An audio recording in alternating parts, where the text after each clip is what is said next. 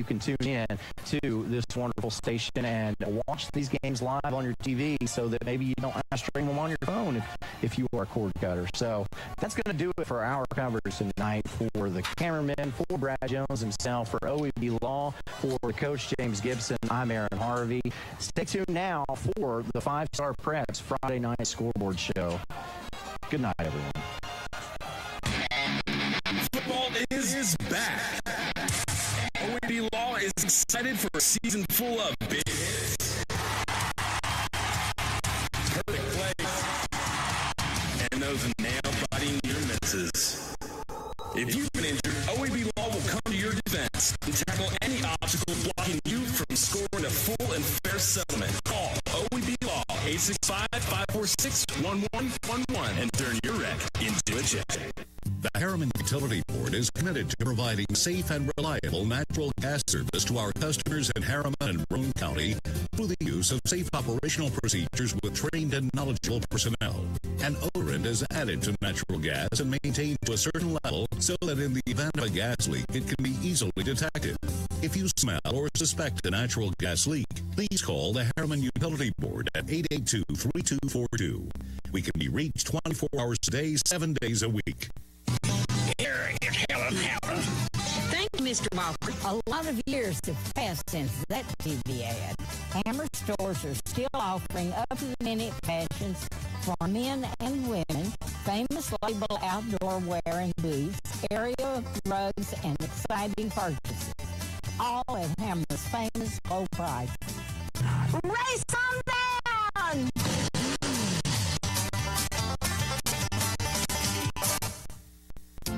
Planning a funeral can be difficult at best, but it can be a lot easier if you work with people who care. That's Davis Funeral Home in Harriman and Wartburg.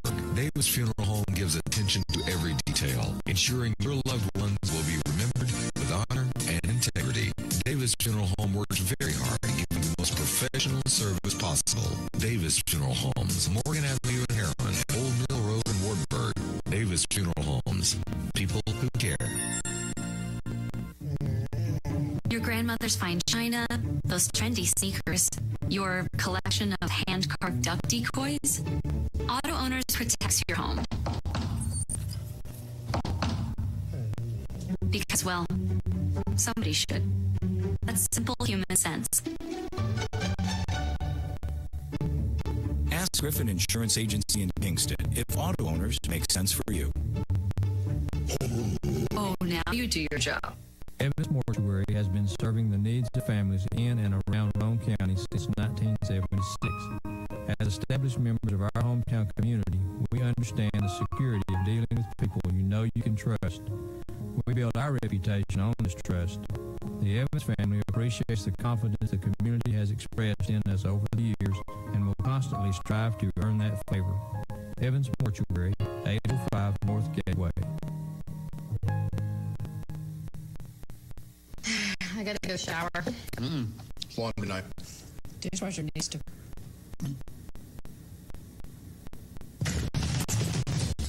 And the hot water wars. A Renai tankless water heater gives you an endless supply of hot water for everything you need to do. Feel the comforts of home with natural gas. Natural gas tankless water heaters cost almost 3 times less to operate annually than the electric models. Make the switch today. Renai, hot water for all.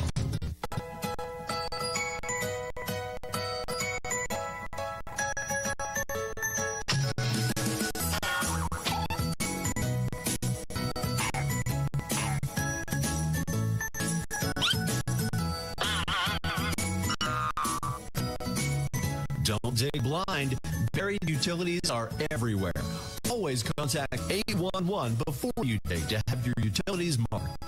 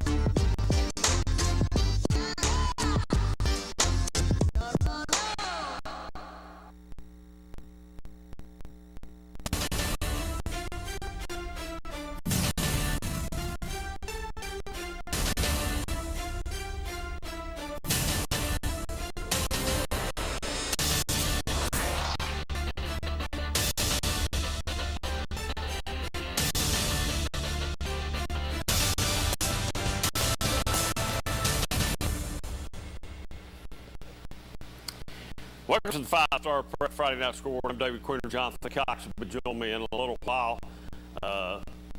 What is this, week 4, I believe, maybe? Yeah, week 4 in the books, or close to being in the books anyway. We were still a couple teams that didn't play tonight. Clinton was one that sidelined for the next couple of weeks, so until they get healthy. Locally, the last I heard, Anderson County was up on South Dole. I want to say 27-7. I could be wrong. I know it's 27. I don't know what is it? 21-14. Okay. Well, I was wrong on that, and I thought it was 27-7. So AC's up. I don't know what quarter that thing's in. It's probably late. 2 minutes left, I'm being told. So a couple minutes left in the ball game. We have a final on that just a little bit. Actually, Clinton did not play tonight. Oliver Springs apparently is playing at Northview. And if I heard them right on the telecast out of Kingston tonight, they said Northview scored a touchdown, was getting ready to kick an extra point and had a paraphrase. I've been at a game before when that happens. So I was at Campbell County many years ago when that happened. I just gander up at the screen where the scores popped up at, and you know, maybe tonight I'll get to talk to Coach Gaddis. I hope to get to talk to him tonight. I've not talked to him all year. I'll try to get him later on here and see if we can chat for just a little bit. But he has to be really disappointed in the Wildcats last night. Really inconsistent on the defensive side of the ball. They didn't play well at all. He has to not be pleased with that. And something that I've always thought Oak Ridge was really good at was special teams. And they just got behind the 8 ball a little bit last night on extra points. And that'd be another question I'd like to ask. I don't know if the same person is still coaching the special teams at Oak Ridge or not. I'd be interested to hear Coach Gaddis' view on that. And so it's sort of, you know, win one, lose one, win one, lose one for Oak Ridge. And then they've really got a tough opponent this coming up Thursday night in West.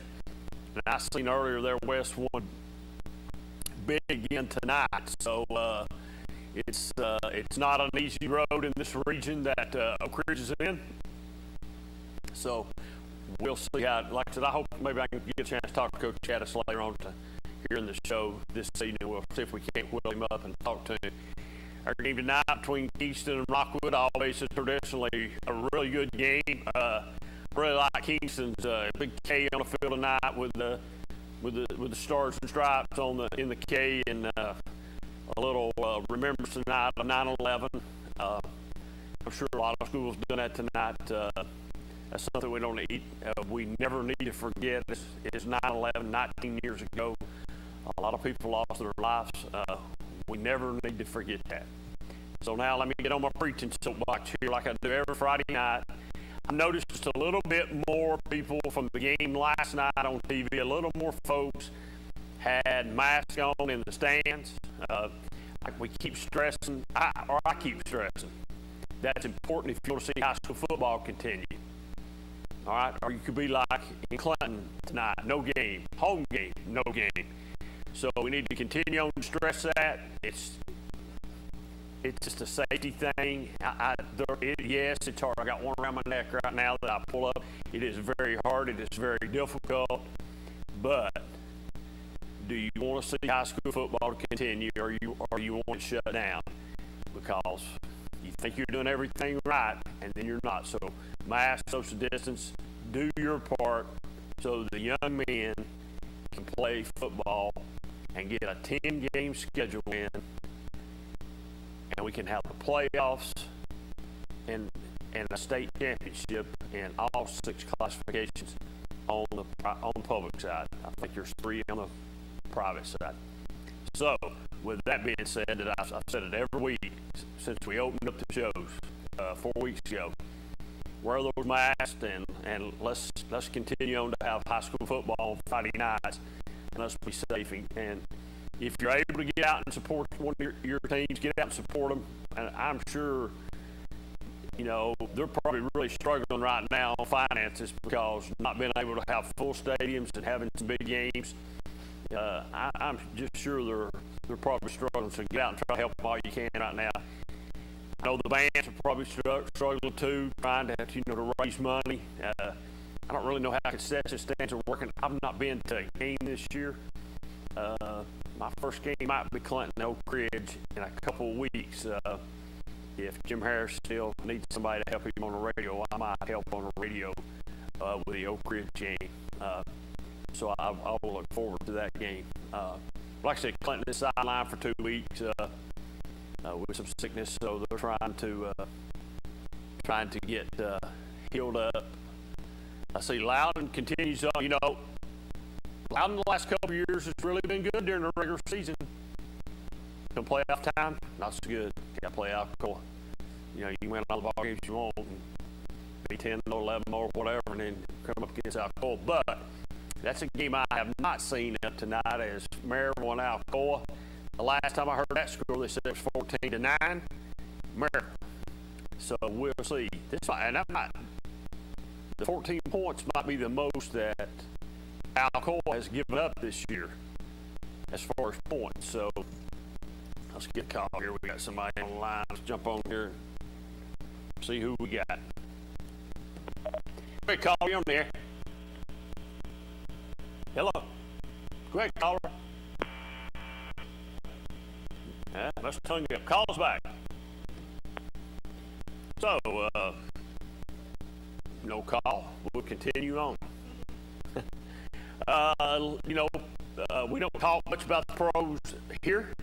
The season did start last night. It kicks off this weekend, so that's all we're going to talk about at period. So, college football is getting ready to start. It has started, but it's getting ready to get ready to start really up big time. I know Clemson Wake Forest tomorrow. So maybe 7:30 tomorrow night, I think, maybe, if I'm right. But college football is going to eventually crank off here, and we'll see what it's really going to be interesting to see what happens there. There's some rumbling at the Big Ten, and I could care less about the Big Ten. Okay, I don't care if they play this year or not. Just to be honest with you, there's some rumbling that they might start in October. We'll see.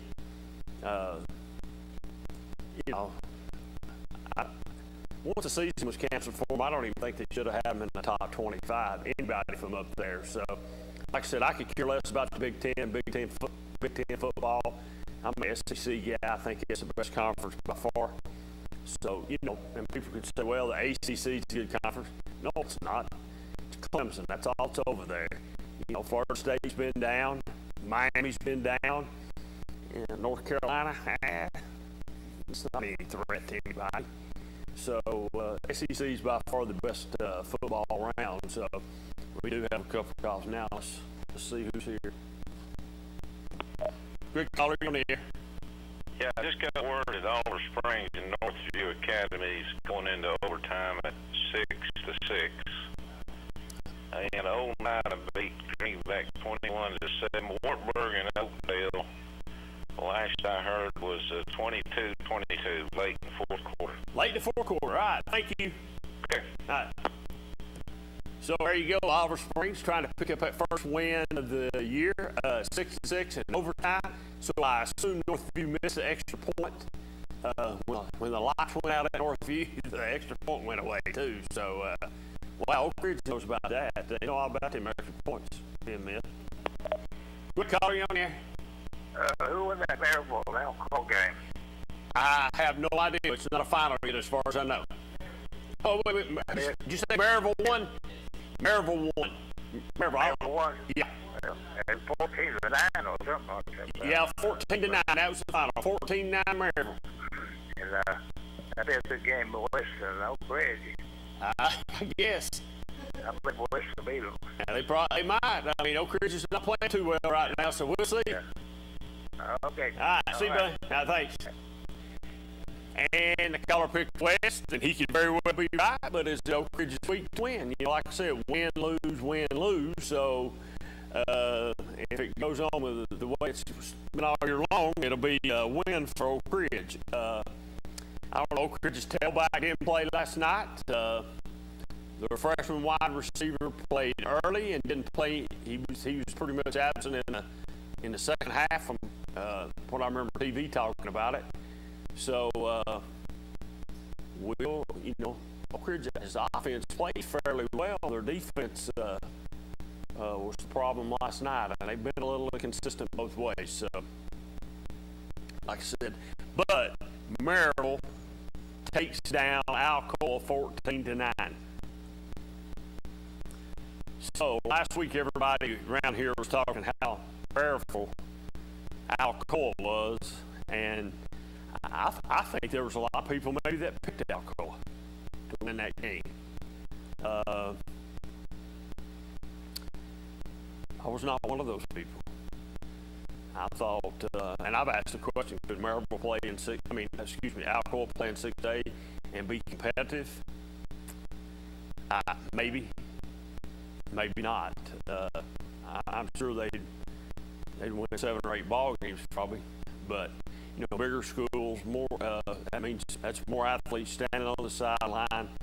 That means a little bit more depth. Alcoa is a good football team, and sometime in December, don't be shocked if you hear that they're in Cookeville playing for another state championship. And I don't know how many in a row that's going to be, but it's going to be it's a few. So, but a good ball game tonight. I'm sure the disappointing part was the crowd because it was only at half capacity at least. So it's a big thing. Now, that's something interesting about the Maryville-Alcoa game. That game was played at Maryville tonight, but that gate they split every year. It doesn't matter where it's played; they split that gate with each other. So it doesn't matter if it's at Maryville, if it's out at Alcoa, they split the gate. So I think that's pretty interesting, and that's them schools are not far apart, so that's a big community thing over there. Man, that's bragging rights for a whole year that you beat Alcoa. Let's get a call here. Quick caller, you on the air. Yeah, Monterey's at Herman 44-18, and Oakville just took a 30-22 lead over Wartburg. The game is just about over. Just about over. Okay. Thank you. And man, that guy is all over there on the scores. He is all over. He gets them faster than we do, and we get them pretty quick. But he's getting them faster than we're getting them. So we appreciate him calling us. He calls every week and gives us. He even calls every week and corrects us too every now and then. So that's all right too. We're appreciative of that. But maybe he'll give us a call here in a little bit and tell us what the final of the Olive Springs needs to put a W. He need to put a W up tonight. They need to get out the L's and get over on the W side. They need to turn the train around a little bit and get it back up on the tracks. Maybe they'll do that tonight. So we'll see. Harriman, wow. Damn big Monterey. Yeah, I think he told me back on how to beat Greenback 21-7. If I'm not mistaken, Greenback is 0 for whatever. 1-3. Okay, 1-3. Now without us 3-0, so that's not a typical. It's not a typical Greenback. So Greenback the last 4 or 5 years has been a powerhouse football team, and it's down a little bit. So everybody's got to reload every now and then. Everybody's not Alcoa and Maryville, so everybody has to reload occasionally, and they'll get it straightened out, I'm sure. That's a tough. I don't know where that game was played at tonight. If it's played in Greenback, that's a tough place to go play and win a football game. I don't care who you are. And I've been there when Coalfield has done it, and it's a great feeling. I didn't have nothing to do with the game. I was just a spectator, and it was one heck of a football game. But it can be done because I've been there when it's done. So let's get another call here. Quick call, are you on the air? Okay, Quinn, what's going on this year with all these people that can't get it together, like Oak Ridge and they put a whipping on Camel County last week and then come back got one put on them last night. What's going on up there? I don't have any idea. Just being honest with you. I mean, it's like I've talked about. Oak Ridge sort of been up and down, win one, lose one, win one, lose one. I don't have any idea. I don't know what's going on with the Ridgers. I know they had some people out hurt last night. They had the number one tailback. I can't think of his name. He's hurt. He was held out last night. That game really didn't mean anything. It did mean something to Oak Ridge because it's a rivalry game with Farragut. It's a big game. But as far as the region goes, the region standings, that game didn't mean anything in the region last night. So it didn't hurt Oak Ridge in the region. Well, what about Camel County, Quinn? What are they going to do? I don't know too much about them either. I think it's a young football team. They're probably in a little rebuilding process up there. They've been really good the last 4 or 5 years. So I seen earlier tonight, it looked like they were up and might have won. Camel County will be out there. Got some good coaches up there in the Price wins, so they'll be okay. Is Anderson County going to hold it together this year? Well, Anderson County's been one of them teams that's been really good during the regular season, and you get to about the second or third round of the playoffs, and you got to play Greenville or Elizabeth, and it's been a long bus ride home or a long walk back to your car off the home field after you've been beat by one of those two teams. So Greenville and Elizabeth have ruled the state on that side the last 2 or 3 years, and Anderson County says this is the best football team they've ever had. I personally don't see that, but maybe it is. No, I don't see it either. But I think a couple of years ago the team that AC had was really good football team. I don't. That's me. I don't see it. So, but they move up tonight and play South Doyle, a 6A team, and we're handily playing in tonight and had a pretty good lead there. So we'll see. We'll see about AC. It's just like Loudon I talked about earlier. Loudon's great through the regular season, but when it comes playoff time, they got to face Alcoa. Forget it. Just forget it. It's there's no use in playing a game almost. Just to be honest with you. Who was that beat at AC last week or week before? Powell beat them earlier this year. And really, Powell shouldn't have won that football game. That's what I thought. Yeah, Powell should not have won that football game. AC should have won that football game. If nothing else, I heard the show on Wednesday night here. One of them here on my side talk about AC. He felt like AC mismanaged the clock. They should have played for the field goal. I don't know about that because he'd already missed 2. It's hard to second guess the coaches when they know more about the game than we do sitting here anyway. So. And what the game plan is, they had to see something to go for it. They must have thought they could get it. So, a touchdown's better than 3 points anytime because anything can help on those extra points. Or field goal. So, that's quick. Have you heard anything about little old Union County? What Carter's doing? I hadn't heard anything about Union County. I think they might have been off the last couple of weeks, and they've not played, but I've not heard anything about Union County this year. I'll try to get some information on them later on tonight here and see what I can find out. Yeah, because I heard today coming in from work, but we talked up there one of them places, and they said that he called the whole season. He wasn't going to play. He wasn't going to play? Right. I have not, I'm not saying that you're wrong. I have just not heard that. I will try to find out tonight if that's the case. And maybe, if you'll listen, I'll try to get us an answer tonight. Hopefully sometime tonight we'll talk to Jesse Smithey from 5 Star, and maybe that's a question I'll try to ask him and see if that's true. And what's houses, they were slowing down too. They said that they were playing not either, didn't they? Who's that? Halls. No, I think Halls was called off tonight too. Yeah. So was Clinton. Clinton was called tonight, and so was Halls. All right, Quinn, let's see what you can find out about little old Union. I like it a little school. I like Coach Carter, and I'd like to back them if we could, and see them kids deserve it. So, okay. See what we can find out for me. I'll do it, buddy. Thank you. God bless. Thank you. Quick call, are you on the air?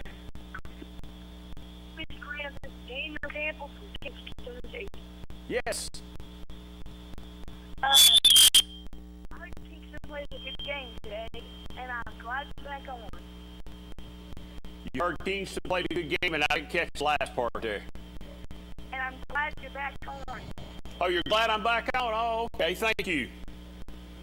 I appreciate that. You know, it won't be long until I'll be up to playing. It won't. Maybe. I'm already in 5th grade. You're only in the 5th grade. No, it won't be long you'll be up there playing. Before you know it, you'll be a freshman up there. So you're going to play at Kingston when you get old enough? Probably. Okay, man. Go be a Yellow Jacket then. All right. All right, bud. Hey, they fly like a butterfly, sing like a bee. Yep, that's it. All right, see you, man. See you. All right. Well, at least there's one person out here that likes me. Says you're glad to see me, then I'm back. That's probably enough to trump in that don't want me back. That's all right, too. Part of the game. Hey, let's jump out and take our first break tonight. We'll try to get some more scores up and some more finals, and we'll be right back here in just a couple of minutes.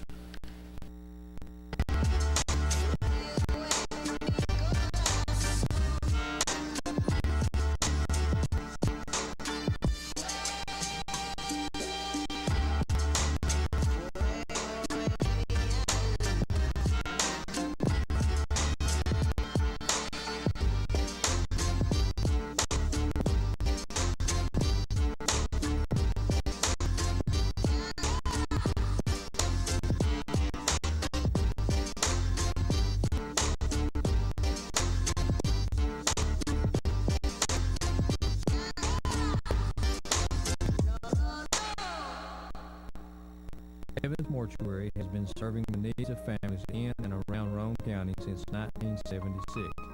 As established members of our hometown community, we understand the security of dealing with people you know you can trust. We built our reputation on this trust. The Evans family appreciates the confidence the community has expressed in us over the years and will constantly strive to earn that favor. Evans Mortuary, 805 North Gateway.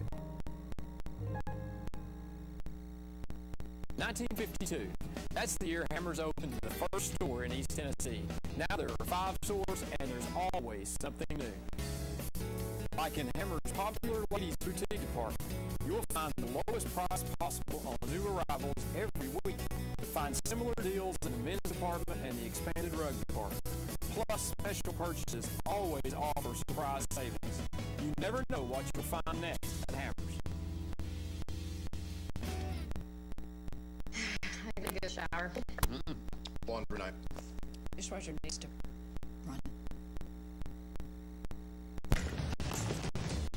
And the Hot Water Wars. A Renai tankless water heater gives you an endless supply of hot water for everything you need to do.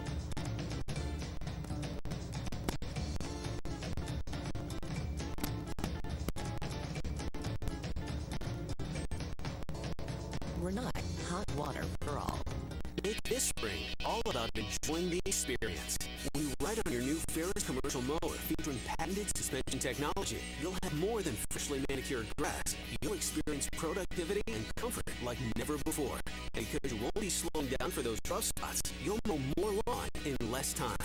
Ferris, experience suspension.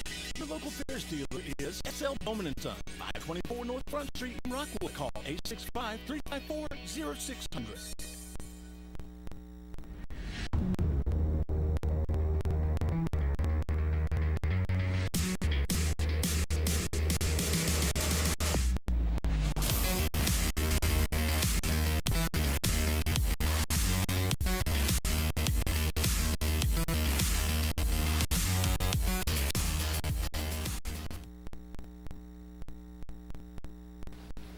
Welcome back to the 5-star Prep Friday Night Scoreboard. Monterey put a beat down on Hammer tonight, 50-18. And a shock. I thought the game was wrapped up for AC. AC loses tonight, 22-21 to the South Doyle Cherokees. So the Keys put a whipping on the Mavs tonight by 1 point. I just assumed to lose by 1,000 and lose by 1. So Harrison County goes down tonight to South Doyle. Led most of the ball game, and really, and I'm listening to Richie Nolan. If anybody listens to him on WYSH, that's probably the wildest thing I've ever heard in my life on there. I mean, he was at times comical, and at times I couldn't listen to him. He was killing me. So, but he did his thing tonight. But anyway, Anderson County goes down nicely. Fulton picks up their first win of the year. That was two teams that had not won a game all year long. Both of them had losses, Austin East. That's a rivalry game. That's a short bus trip for either school. So see where Fulton picks up the W tonight and gets in the win column, and that's good for the Falcons. It's a young football team too, so they're struggling right now in 5A. So I see where Elizabeth wins tonight over Daniel Boone. I see where Science Hill takes Greenville out. Claiborne County wins over Unaka. So I'm still trying to. I'll try to find out about Union County. I've not heard what the caller there before said. Let's get this phone call here. Quick caller, you on the air? Yeah, David, I just got word that Northview beat Oliver Springs 12-6. 12-6. Okay, thank you. All right. Okay, thanks. All right, thanks, man. Okay, folks. Northview beats Oliver Springs. We're told 12-6. Pretty reliable source there. Calls in most every Friday night and keeps us straight here. And like I said, he gets a score before we can get him. So, wow, Oliver Springs, a team that everybody thought would have a pretty good year this year. It's off to an 0-4. I believe it's 0-4. They've not won. That's for sure. And I think they've got Green back next week, maybe. Wow. Wow. So, they got some work to do down at Oliver Springs. You know, I don't know if they got some injuries or what's going on. That'll be interesting to see what happens. You know, I noticed a score a while ago with Knox Webb, a team that a few years ago was it is a private school, but it was a powerhouse school. And for the last couple of years, they've not played very well. So I don't remember what the final was. I don't even remember who they played tonight. But maybe pop back up here in just a minute, and I'll be able to see it, and I can repeat it. But David Crockett beat him 33-7. A few years ago, that would not have happened. So Knox Webb's, they've fallen on a little hard times over there. So Sutherland South takes out North Green tonight, 58-0. Like I said, Elizabeth wins, Science Hill wins, Claiborne wins, Science Hill beat Greenville tonight. That's up and down up there too. Quick caller, you in the air. Hey, David, did you get the Anderson County final? 22-21 South Dole. Okay, yeah. That's what I got. I didn't know if you had it or not. Yeah, we just got it. We got it I see it during our commercial break. I couldn't believe it. I thought AC was going to win that game. Yep. So, all right, we appreciate it. All right, buddy. Thanks, man. All right, see. I'm telling you, folks, he's on the spot. If you don't find out a score, we need to just get his number, or just give him your number, and he'll call you and tell you. Because he gets them. He's as much part of this show on Friday night as anybody, because he relays the information in here faster than the man back to back can get, and he's sitting back there getting as fast as he can. So, but you can see the score up there now. Northview over Oliver Springs, 12-6. It was in overtime. They said Northview scored a touchdown in regulation, and when they scored a touchdown, the lights went off at Northview tonight. So, I guess they must have had a breaker get thrown or something, blowed or something, but it looks like they got the lights back on, and everything was fine. So, but week 4 is in the book. If you're out here and you're coming from a game, if you've been to a game night in your home, call us in and tell us. You know, I'm more interested in anything. Let's talk about the COVID stuff. What you think about what you're having to go through to get in, and you know what you think about it. So, but I'm sort of shocked at Oliver Springs right now, not off to a really rough start.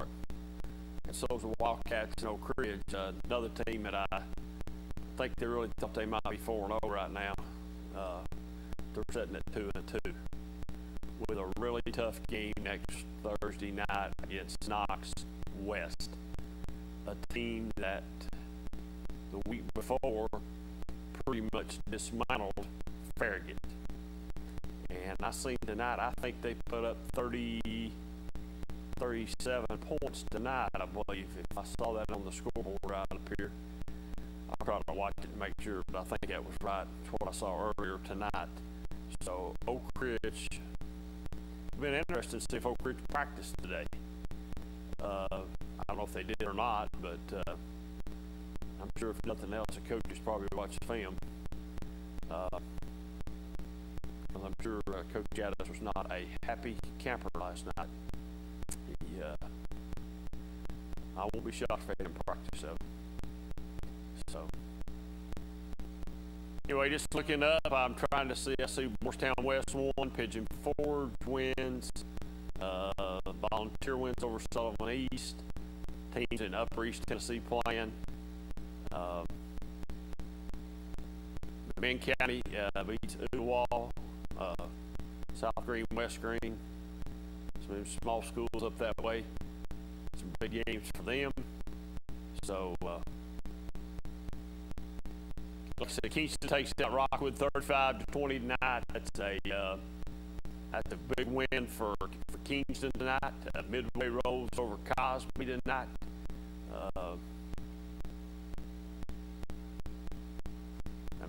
And Monterey laid it 2 hammer a beat down tonight.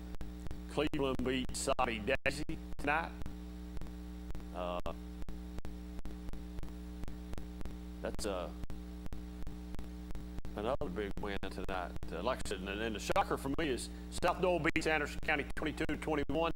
That's a game that Anderson County led the whole game. I'd like to know how that actually went down. But Anderson County led the whole game. So Maryville takes out Alcoa tonight, 14-9. Powell 43-7 over Carnes. Cam County beats Seymour. So the Cougars get, I think that's their second win of the year.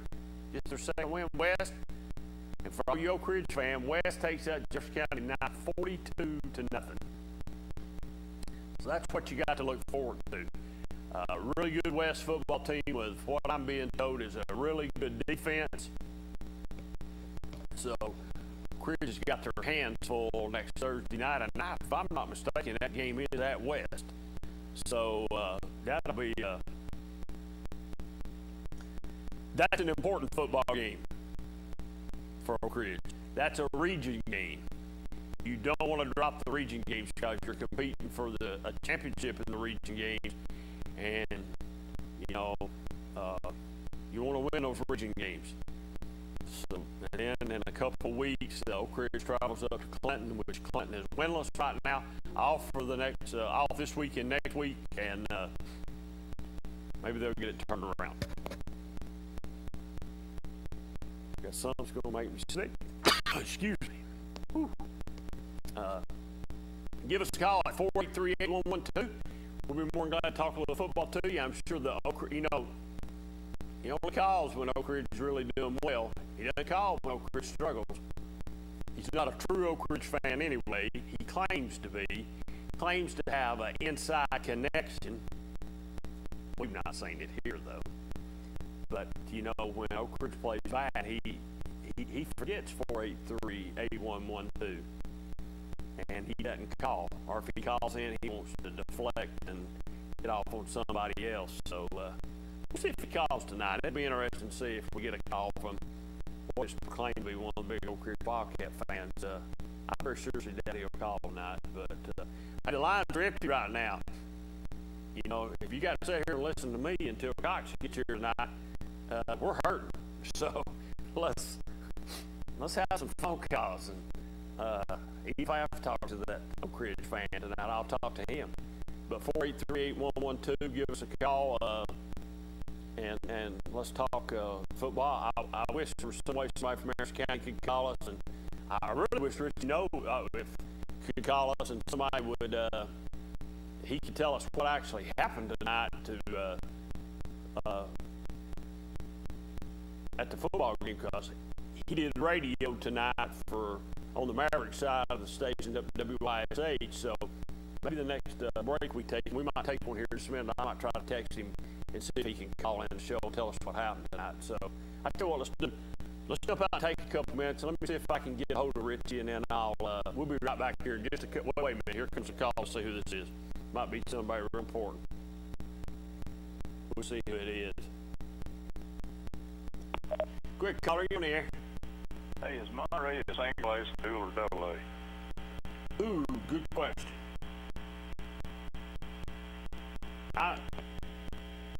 For some reason, I won't say single A, but I could be wrong.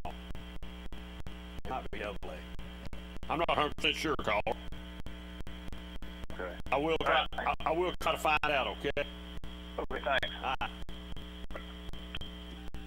If Del Condor's watching, no, that ain't Del Condor's school. Wrong one. Sorry, Del. You can call if you want to, though. That's not the school that you root for down that way. I don't know if Monterey's single or double A. That's a good question. Hey, let's jump out and take a break we're going to take. Let's see if I can get a hold of Richie and let him tell us what happened AC tonight. Right back.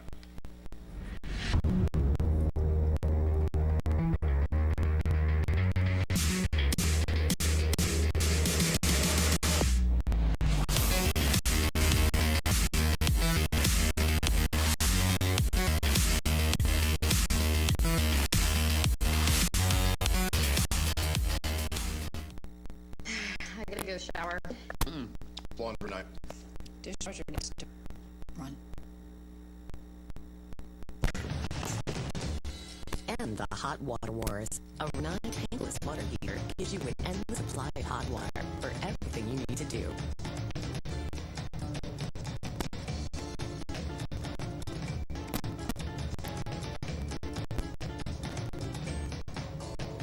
Renai, hot water for all. Breaker, good buddy. We just rolled in from Georgia with a truckload of throw rugs. That was back in my truck driving days, many years ago. Rugs are still rolling in from Georgia every month, featuring oriental and contemporary area rugs, carpet-style throw rugs, and much more. All rugs are sold at the lowest prices possible. Find your rug at Hammer Store. I am a simplicity dealer. This business is my life, my career. If you need a new mower, I'll help you choose the model that will make your property look its very best, and even let you take a test drive. When it does need service, you can rely on my factory service training and genuine parts. Because I don't just sell products, I build relationships. I am a simplicity dealer. SL Bowman & Sons, 524 North Front Street in Rockwood. Evans Mortuary has been serving the needs of families in and around Roane County since 1976. As established members of our hometown community, we understand the security of dealing with people you know you can trust. We build our reputation on this trust. The Evans family appreciates the confidence the community has expressed in us over the years and will constantly strive to earn that favor. Evans Mortuary, 805 North Gateway.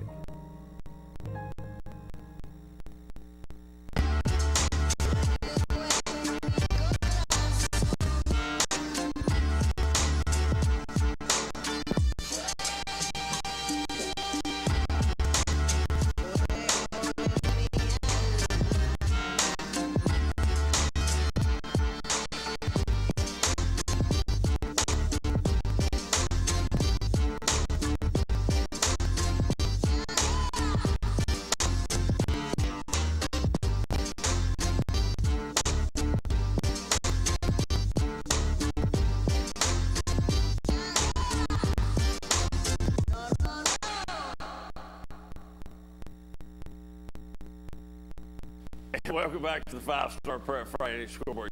Before Cox come in, I was texting Richie. No, he might not call because AC goes down hard tonight. I mean, that's a. So did I read that they were up 21-7, and then South told us at 21-14. South told gets the ball at the end of the game, drives the length of the field, scores, and then Duncan goes for 2. Oh, all right, let's start over. Duncan goes for 2. and wins 22-21. So they're up 21-7. That's my understanding. Man. But if you listen to Richie No call the ball game tonight, which he called it on the WYSA side for the Mavericks, you thought AC. I really didn't know if anybody even showed up to play against AC the way he was calling the game. Really? Yeah. Was, really dominant. We're going to be able to help him with some stuff. And I got to tell him this. We couldn't do it this week. I knew he was. Doing radio, and we're going to help him with some game-by-game type stuff as he does the radio with some stats and some player analysis and stuff. He needs some help.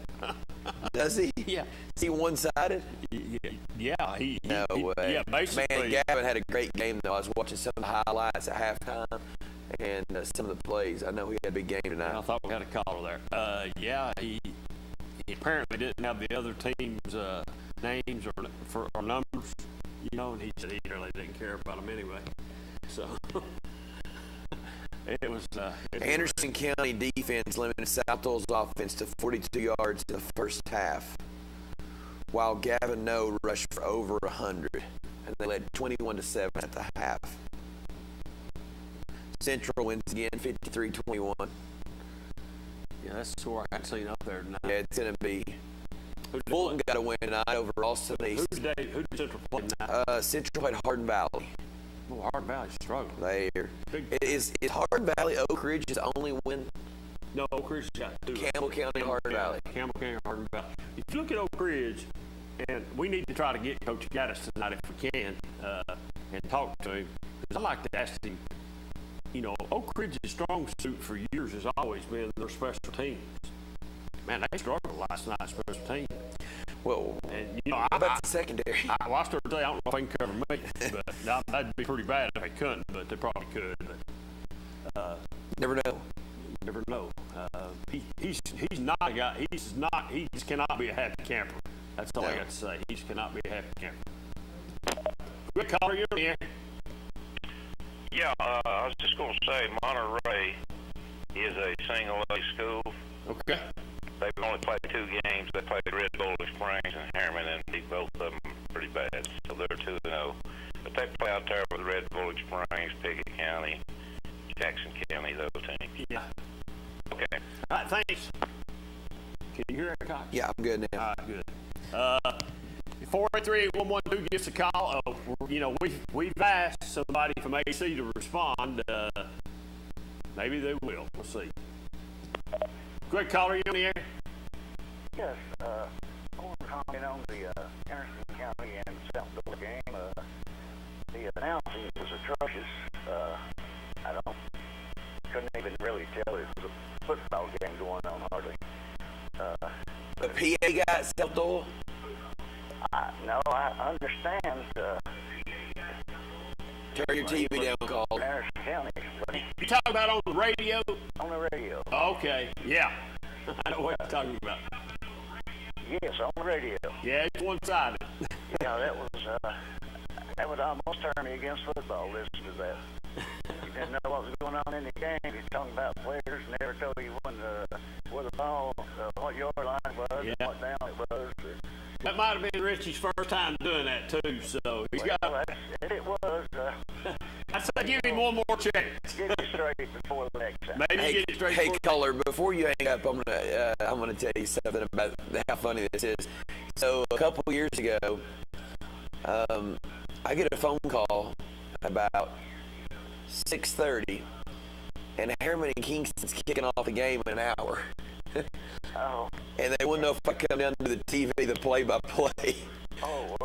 And literally, David and I drive down there. We sit in the car for an hour for a rain delay. Yeah.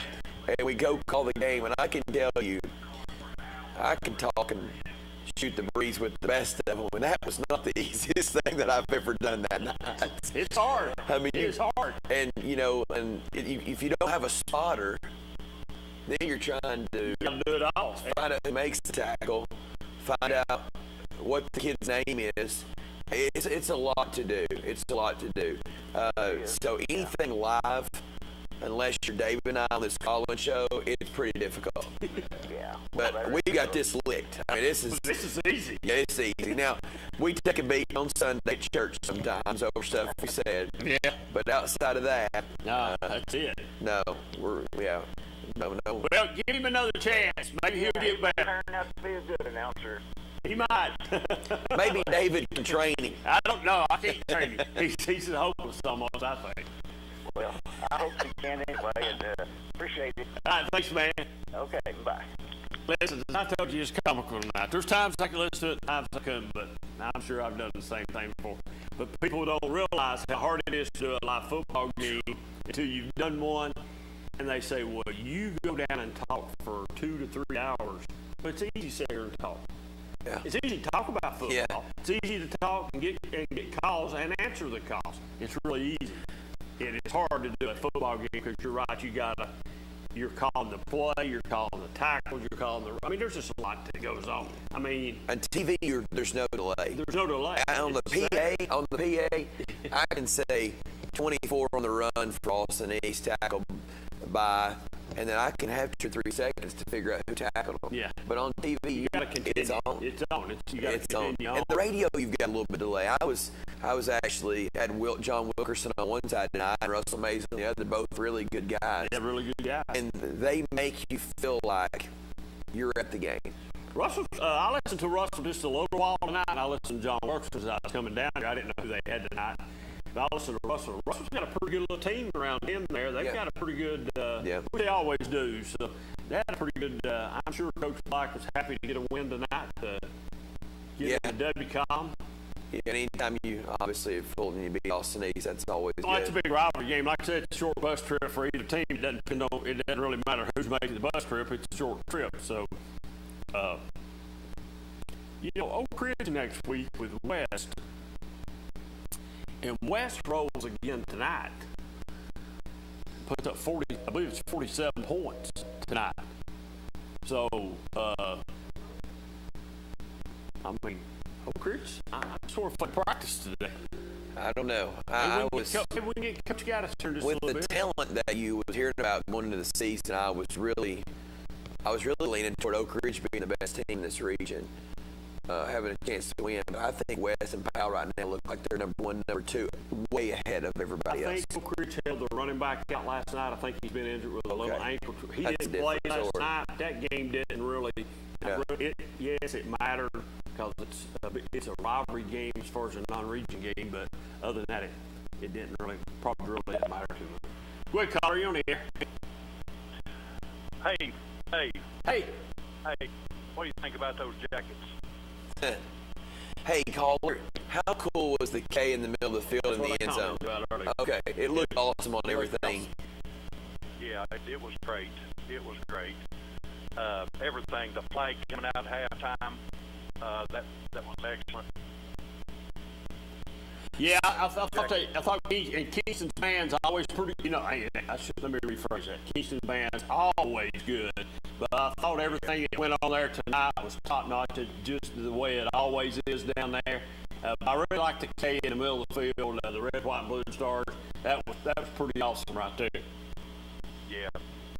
Chase Clem was responsible for that. They did that last night, him and his crew. But the Jackets rolled tonight. Good game, good blocking. Of course, an old lineman. We always watch the blocking. But a lot of weapons down there in Kingston. Keep an eye on them. And happy retirement. Okay. Thank you, man. I appreciate that. All right, see you, man. All right, see you, man. Hey, he wants you to call him. Who? Richie, no. Here's what he says. Ask Cox if he will call cell phone service. I'm leaving South Doyle now. That's all he says. Okay, we'll figure it out. Maybe figure something out. Get him called up or something. So Union County has not canceled the season. They will be playing next week. Okay, that's good. So the caller that called in. Said he heard that today. Yes, Union County will play next Friday night. Okay, who they play? I'm not sure. I'll have to get the schedule out. Have they even played the game? Have they played a game? Yeah, they played their first 2 and lost their first 2. They lost to Claiborne County and they lost to. Oh, man, week 1, 5-star Preps had them winning, and they lost by 34. I told Jesse he's doing great on his picks. He only missed that one by like 70 points. So he was off to a rough start. Called it needed a COVID break. Yeah. So didn't get to see any. So just looking over some scores. Oneida, when I was on my way in, was up 14-7. Did they hold on to beat Greenback? Yeah, sure did. Okay. That surprised me. I thought they might beat them a little worse than that. So I guess you won the picks last week between you and I because you picked Maryville. I think it's 21-7. Oh, so they scored a late touchdown. I think so, if I remember correctly, being up there. We may not have won last week. I won every week. Yeah. So I don't lose, period. So no. Daniel Boone about beats Elizabeth. Yeah, well, once again, where's that about win at? I don't see no about win, Colin Cox. They lost. I'll be surprised. No, here's what I'm going to say. You're going to get beat by 1,000 or 2. I'd rather get beat by 1,000. Well, no, here's what I'll say. If you're an Andrews County fan, you're watching those two scores, which they do every week. You see Greenville went down tonight? Greenville got, that's right. Thumped. They got spanked pretty good. Like Alcoa did tonight. They got thumped. I mean, they got thumped. They quote me in the paper on that. 14-9. They got thumped. You got thumped. They won't give up another 14 points all year. Don't matter. They got thumped tonight. We can't. Bragging rights. I'm going to call Rankin. He got me embarrassed. Who did? Rankin. How did he embarrass? I had Alcoa picked and they lost. Yeah. Rumor is Maryville quarterback's going to call in and give me a hard time tonight for picking Alcoa. Well, maybe he'll call. He played like a man in the second half. That's always a good football game. It don't really matter who wins it. It's a good football game. It is bragging rights for Maryville for years. So, but you're right about the Elizabethan game. But now, hadn't Daniel Boone played really well the last couple of years? I mean, it's a much improved football team. Am I correct? Yeah, they've got better. I think they've made the playoffs. And, that's what I thought. Yeah. So it's going to be interesting to see how this shakes out. That game tonight helps Henderson County more than it hurts them in the long run.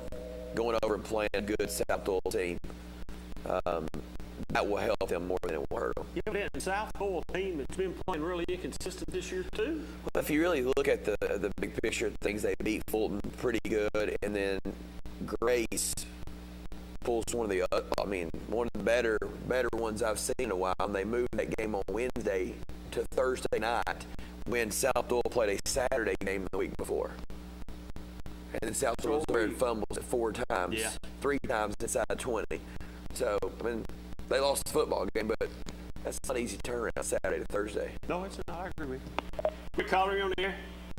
Hey, Queener. Hey, Jonathan. How y'all doing? Doing great. How are you? Great. I watched that Rockwood game on TV tonight. What'd you think? I think Kingston is a bit stronger. Other than that, I think,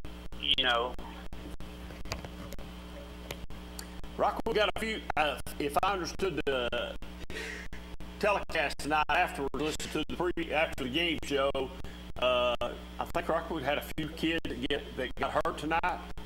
I don't know how serious those injuries are. They could have just been held out for precautionary reasons after, because it's a bragging rights game, but it doesn't mean anything in the region to either team. So it's just a good county rivalry game. But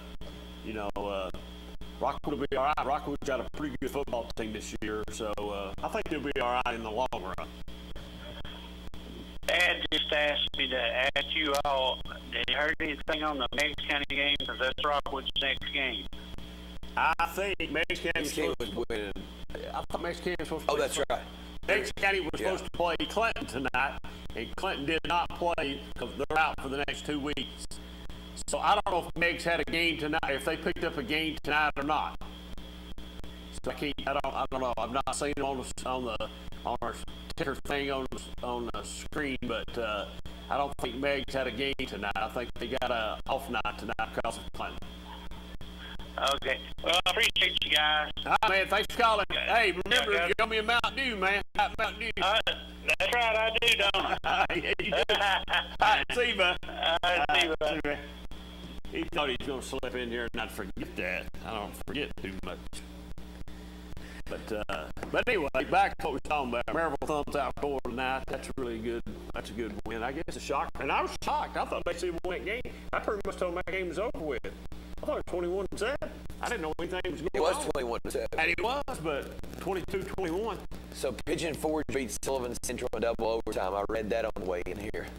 In double overtime? In double OT. Wow. You know, I'm gonna bring this up. I've had a great opportunity since 2006 to watch 14 years of Austin East and Fulton. And I never thought it would be the way it is right now. And I had an Austin East guy sitting up beside me who teaches at Austin East. And he was doing their stats, and we got to talking. I never thought that Austin East and Fulton would be affected so much by private schools and transfers as they have been in the last 3-4 years at Fulton, probably the last 6 to 8 at Austin East. Well, you got to look, 2 storied programs in football and basketball both. AE has been on a roller coaster, though, more down than up, probably. Fulton has won some state championships in that time span that you're talking about. And benefited from AE. And benefited from AE. But I think, you know, we talk about this a lot. High school football is big-time business in East Tennessee. All right? I mean, we hear people all the time. How many times do you hear somebody leaving Alcoa to go to Greenback? Yeah. Or leaving Maryville to go somewhere? You just really they start at Maryville, go to Greenback. So that's what I'm saying. That's what's going on. And yes, there's some kids playing at Powell that should be at Fulton. But I guess kids playing it. You know, the guy was telling me tonight, Vine had 4 8th graders. Went to TKA, Powell, Catholic, and Catholic. So the kids coming to Catholic and TAK are probably getting scholarships to go. Well, you can only get what financial aid provides. What it provides? Yeah, quote unquote. But, you know, you look at that, and then, I mean, that's just 4 from Vine. I don't know anything. I don't know what happened at some other schools, but like he said, you lose 4 kids. Well, that's a lot. That's a lot. You lose 4 really good, potential really good kids. That's a lot. I mean, look at, and I'll just throw this out. I watched Anderson County play Powell. Faust made big plays all night. He lives within 200 yards of the school of Fulton. How's he eligible there? As a freshman, you can go wherever you want if Knox County allows you to transfer. So, but also the guy that's at Powell, is he the offensive coordinator? Yeah. That used to be the Baby Falcons coach. Was he the Baby Falcons coach? Yep. Where all these kids played and played for him, and yep. he went to Powell. And I was reading an article the other day. A lot of these kids are sophomores, set out their 8th grade year and played for this young man, and now are juniors or sophomores. Now you hear that a lot. Yeah. That lots of places do that. They shouldn't allow that to happen, but they do that. So yeah, shouldn't allow that to happen in the school system. But unfortunately, it does in some systems. But it's like you said, it's a big time business. When you just look at what's going on, from LED lights to fireworks to who's got the biggest field house to indoor practice facilities to. I mean, I was reading something the other day, Maryville selling bricks that their kids walk from the school to the field house to the field on. $200 a brick. That's kind of right. Hey, I said that before we came now. These programs have got to be hurting for money because you just take the gate tonight. And I said what you said last week about Clinton. I didn't know that. But that's a huge gate. So wonder what that gate usually is and what they split tonight. Probably wasn't half of what it was, probably half. So that means they were really done a lot tonight as far as that goes. Hey, Brad, if you're listening somehow, call Coach Gaddis and see if he'll call us so we can talk to him. I don't have his number. If we have his number, we call him from here. But if you're listening, Brad, call Coach Gaddis and see if he'll call in. Be interested in it. I'd like to talk to him. And just got just a conversation the other day with a young man from the Central area. Central, they roster locked down his area and got a few in, and they started winning. You got to do. Yeah, you have to do that. How many kids from actually that could have played at Central actually were at full at one time? Was there a bunch? Two starters on that first state championship team were at full at one time. Yeah. But see, that group of seniors was so big, they didn't think they were going to get a chance to play at Fulton. So they transferred after their freshman year. One of them went from Fulton to West to Central. The other one just went from Fulton to Central. But it's just one of those things. But going back to I'll finish what I was saying. I never thought. I like that up there. COVID wins. Meigs County 1, Clinton 0. Knox Falls 1, Union County 0. But how did Halls win tonight? Because Halls was not playing. Halls canceled their game tonight. Really? Yeah. Hey, last night I got a call from a guy, and the guy said, "Can you tell me how this score is possible?" And the score on Coach T last night, and I don't remember who he said. He said there were several teams that was this way. Yeah. 3-1. 3-1. Shouldn't it just be 1-0? I thought it was 1-0. I thought it was 1-0 too. I said, well, I don't think it's 3. I think it's just supposed to be. I didn't know they were giving the team that didn't play 1 point. That don't quite seem fair. I understand Halls was out tonight. I did not know Halls was out. I knew you. Yeah, Halls was out tonight. I seen them. I'm 100% sure seen them on TV. I've been wrong 2 times tonight, so it's probably the 3rd time, but I'm almost positive of that. So, folks, 483-8112, give us a call, and we'll take a commercial. We'll try to get Richie now here if we can. We'll be right back here in just a couple minutes.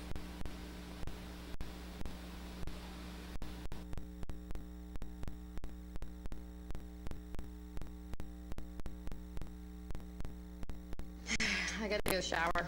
It's laundry night. Dishwasher needs to run. And the Hot Water Wars. A Renai tankless water heater gives you an endless supply of hot water for everything you need to do.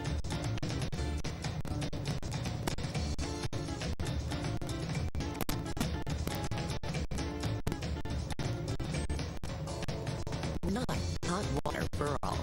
Evans Mortuary has been serving the needs of families in and around Roane County since 1976. As established members of our hometown community, we understand the security of dealing with people you can trust. We've built our reputation on this trust. The Evans family appreciates the confidence the community has expressed in us over the years and will constantly strive to earn that favor. Evans Mortuary, 805 North Gateway.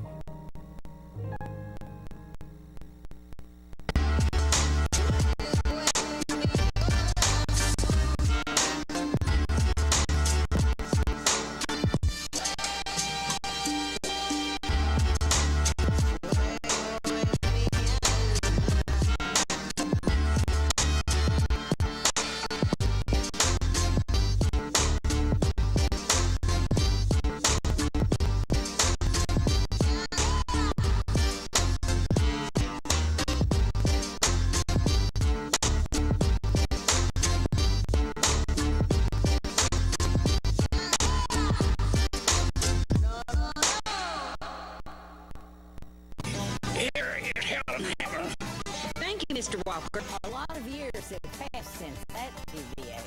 Hammer stores are still offering up-to-the-minute fashions for men and women, famous label outdoor wearing boots, area rugs, and exciting purchases. All at Hammer's famous low price. Race on down!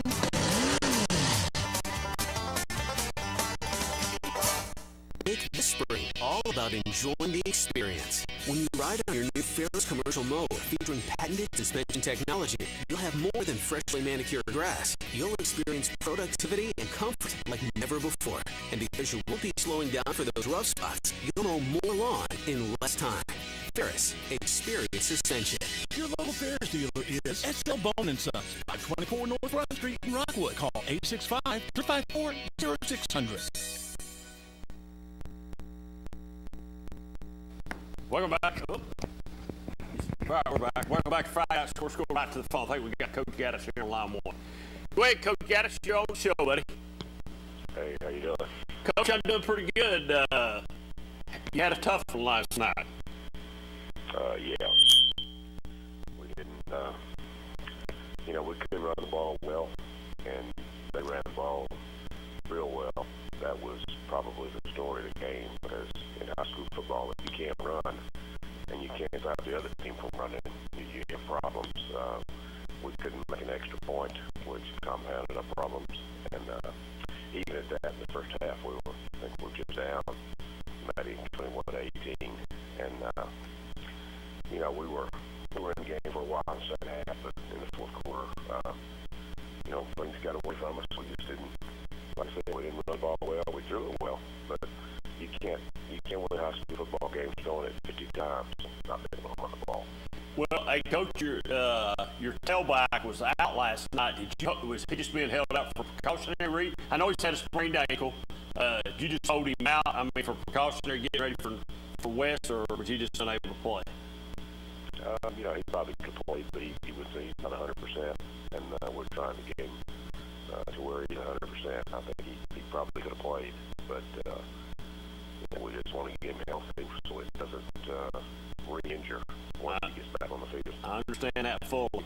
Hey, a question, and Oak Ridge is typically, and you've already commented on it, I've commented already tonight too, but typically Oak Ridge's strong point is special teams play, like, punting and field goals. You've not changed coaches there or nothing, had you? No, we had the same kicking coach has been there for a long time. What's what I thought? Our kicking game, specifically extra points has been the issue. I mean, our kickoff coverage has been good. Our punt coverage has been good. We faked another punt last night, gained 30 yards.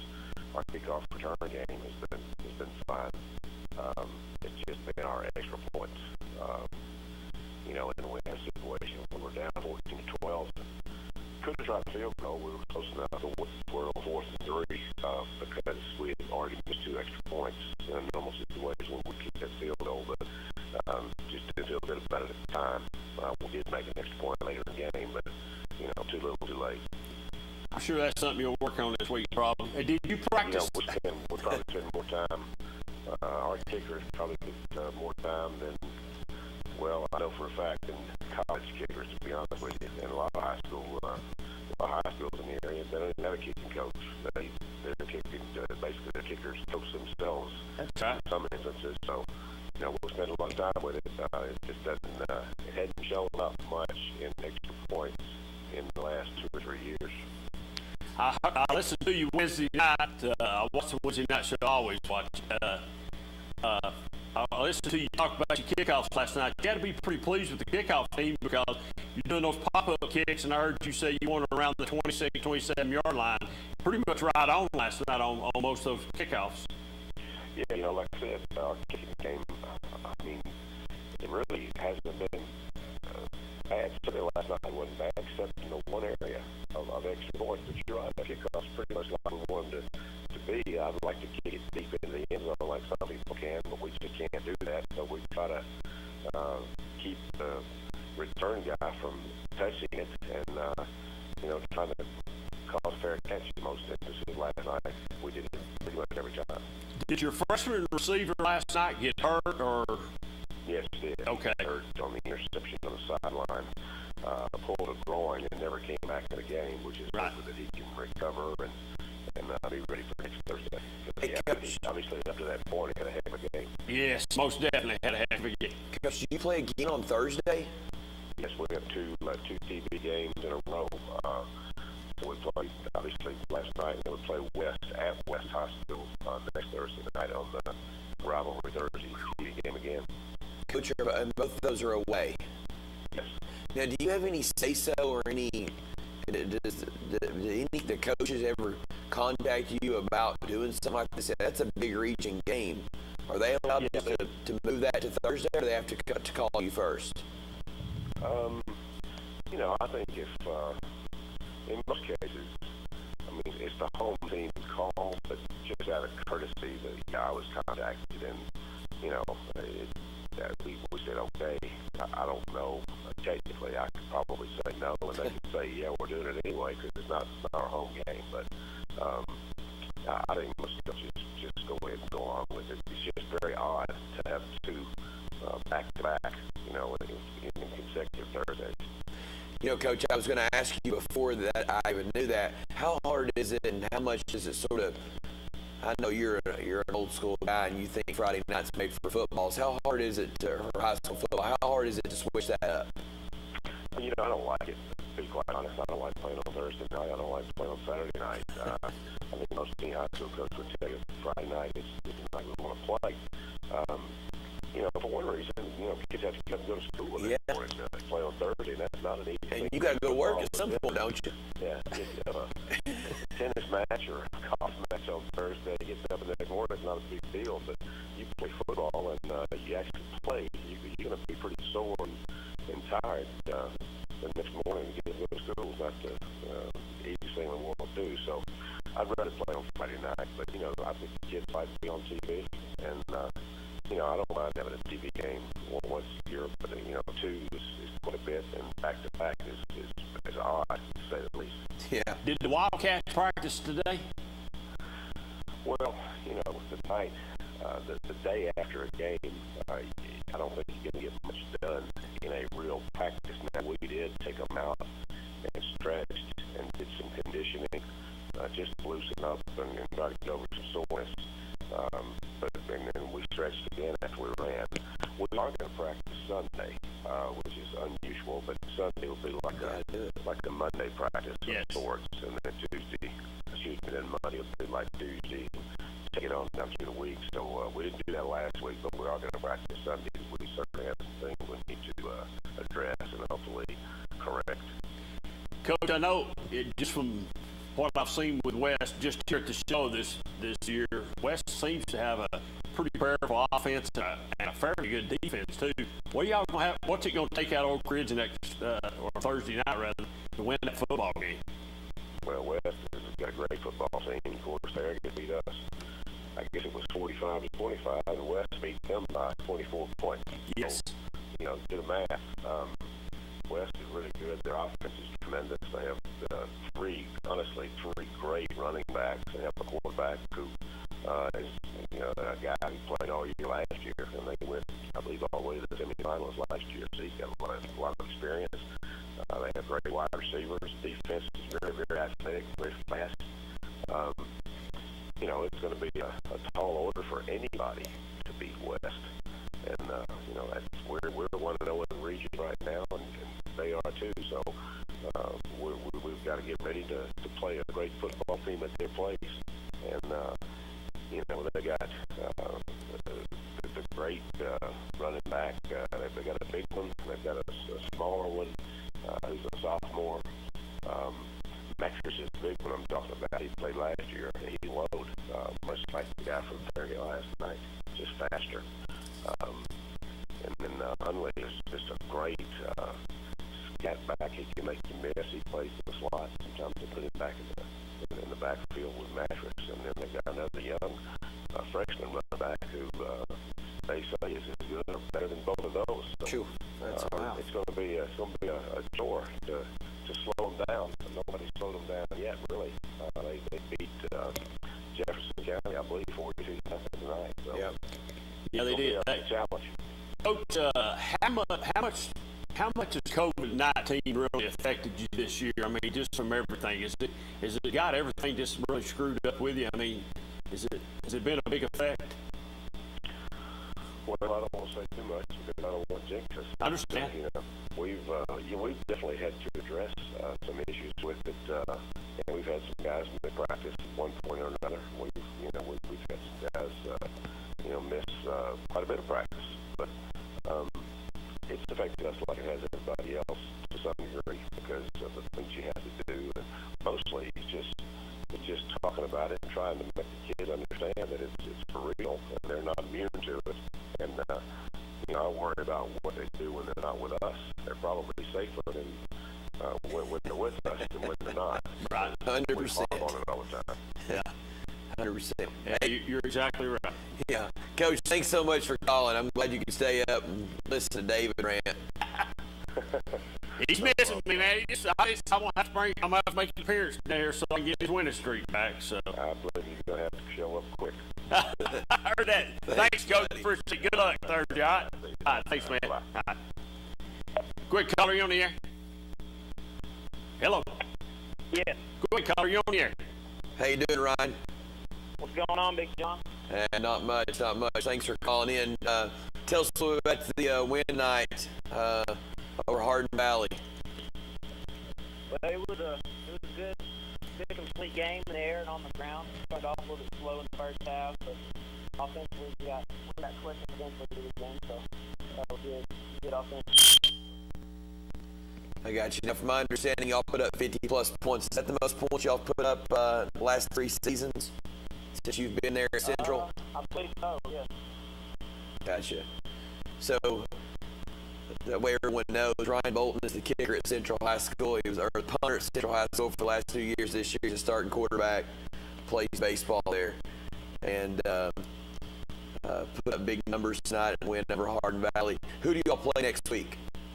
We play Seymour. Seymour. And then you said, is Seymour a region game? We play Gibbs and Hall, I believe, and South Pool. I got you. Y'all got that cupcake region, don't you? Hey, can I ask a question? How's it been this year playing after your coach? I know you had a really good coach over there, and he up and leaves for his family and for his wife for another job. What's been the difference this year? Has there been any difference? Can you tell any difference? No, there really hasn't been much of a difference. Picked up where we left off last season. Kept building off of that. Okay. So, and the reason why I was trying to know, the coach that's the head coach, he was the defensive coordinator, is that correct? Correct. So a lot of the same type of stuff. Who is the offensive coordinator now? Because Rosser was the one that called the ball plays, correct? Nathan Stenback is, yes. He's the offensive coordinator. Okay. And then you got the Fortners, the twins, right? They're both going, where are they going to school? Army. They're committed to Army. I got you. They help you look good. Yeah, they're not to have on your team. Absolutely. I would say so. Well, Ryan, always a pleasure talking to you. Thank you for calling in. Good luck this season. I know you're probably interested, as a lot of our viewers are, about that South Bowl Anderson County game tonight. I know you were watching South Bowl earlier in the year, and that's a big game for you all later in the season. What week does that come up? I really don't even know. I know we play Seymour next week. About it. All right, your dad must be sitting there talking to you. He must be answering for you. Tell 14 to go to bed. It's too late for him. No better than that, Big John. I'm in the car driving. I'm not talking. I got you. All right, buddy. All right, see you, man. See Thanks. you, bud. See ya. All right. Well, that's pretty cool right there. Yeah. And that's some perspective. It is. And well, no, what's really cool about it is he's a kicker and now he's a quarterback. Yeah, he was starting punt for that's 2. Even cooler. Yeah, he was starting punt for 2 years, and to get back to our previous conversation with Coach Gaddis, we practicing on Sunday. A little worried. You think? You tell his voice, we got to do a lot. Not a lot of time. He's, you can tell he's a little I think he's a little disappointed. But I mean, his freshman wide receiver was lighting it up last night. All right, gets hurt. That hurts. Did not have the tailback. What is it? Kendrick, is that right? Is that his name? Is it Kendrick? Yes, that's right. Not having him, I understand what they're doing, trying to get him healthy so that injury doesn't, because if you got a sprained ankle and you do it again, he could be through for the year. So I understand what they're trying to do. Don't never count Coach Gass out. I wish I'd asked him one thing about the freshman wide receiver. Does he see any of T. Higgins in him? True. Come on now. Listen, that's a one in 100 years. He might have 2 in 100 years. Then. Really? It's pretty good. Is he that big? Yeah. Pretty tall. The stature of T. Higgins along he with. might not be 6'5". I'm guessing 6'3". Yeah, but can make some pretty good catches. Like he really had a first good half last night. I mean, he scored two touchdowns. The Higgins. That's you sat on that bench for a long time. That's one of the absolute premier athletes you've ever witnessed. Yeah, Higgins had. He was big. Well, on the football field, I was at Blankenship Field with Brad during the playoffs once, and I can't remember the kid that was the running back at Fulton a few years ago. Played basketball too. Page. Not Page. No, back before Page. Way back. Kentel. No, not Kentel. Back Kentel. And what's his name? Went to Tennessee. Oh, Rogan. Rogan. Rogan had that speed. He would dart and skid across the turf. Well, Higgins had that other gear. You could see when he put that other gear. I mean, he reminded me a lot of Rogan. That when he put that other gear in, nobody forget it, because you weren't going to get him because he was gone, and that's just the way T. Higgins Those were two NFL football players. Yes, most definitely. Yeah. So it's just interesting. And one of them was a second-round draft pick. So, but I watched Higgins play high school football. I watched him play high school basketball. Obviously, I thought he was a more impressive basketball player with his explosiveness because of how he could just, in a basketball, I'm not saying he's a better basketball player, but I'm just saying to watch his athletic ability on a basketball floor because, he could impact so many plays. I know a lot of people thought he was a better basketball player than he was a football player. Now, I don't agree with that. Yeah. But I think he's just a great athlete. I mean, he's just a good high school athlete that it was enjoyable to watch. And he was, me and Barry had him on the show after he won Mr. Football. Man, he's just really was a nice young man when he came in here. So special talent. You don't get to see it very often, man. And when you do, you better cherish it because you might not ever see it again. But hey, 483-8112, we ever get Richie hooked up to call us? Now, we'll figure it out, I'm sure, buddies. The thing that's funny is we're doing NFL fantasy draft the other day, and all of a sudden a kid you coached against in basketball pops up on your fantasy draft as a wide receiver to be drafted for the Bengals. Yeah. I mean, it's odd, but it's cool. It's a good story for Oak Ridge, a good story for his family, and he's just a really, really solid. I thought it was interesting the answers Coach Gaddis gave you tonight. I do not like playing on Thursday. I don't like playing on Saturday. And I don't like playing 2 TV games a year, especially back-to-back. Man, that's a rough one. Fulton did that, if you remember. Right.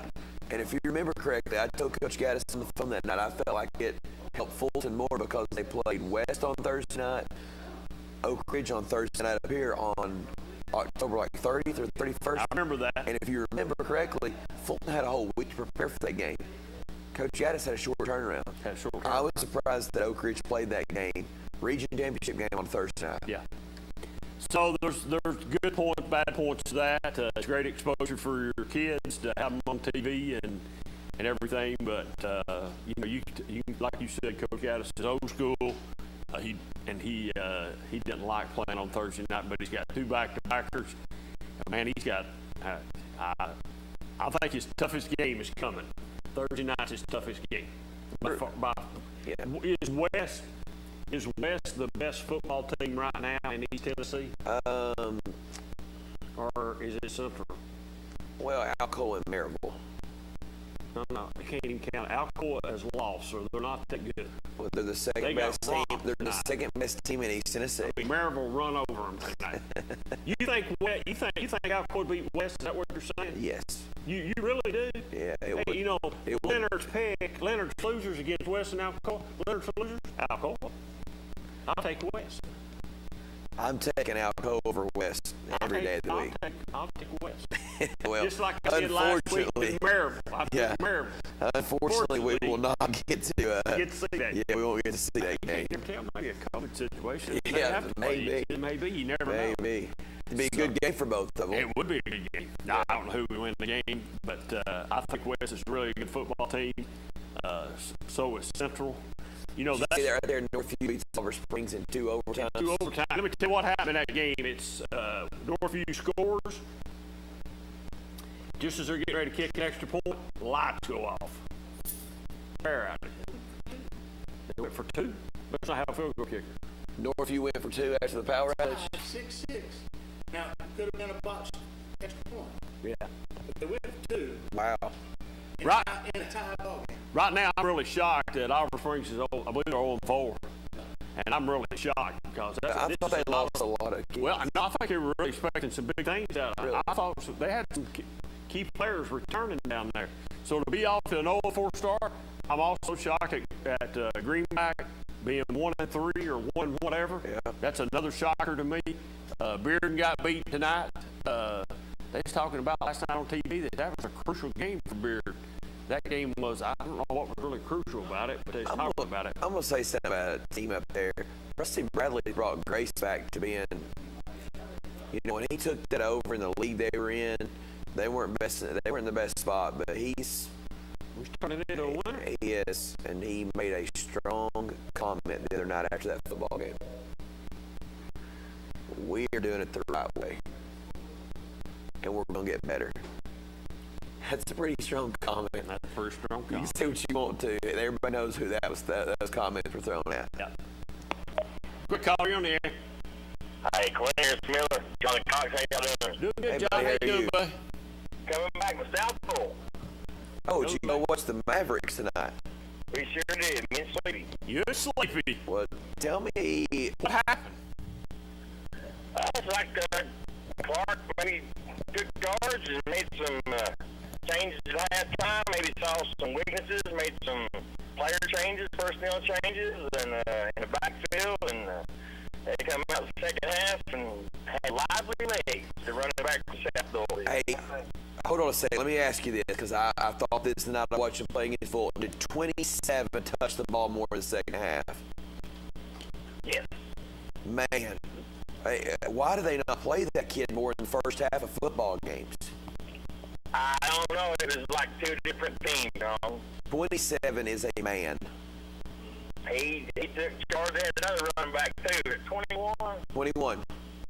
Yeah, they were Derry. Yeah. They were second, third, fourth effort. The last play there, 2-point conversion. We thought he was stopped, but the whole second half they had been getting those 4 extra yards, man. If I had 27-21 in my backfield, I sure wouldn't be worried about going for 2 on the 3-yard line to win a football game. Well, I'm gonna gamble with those 2.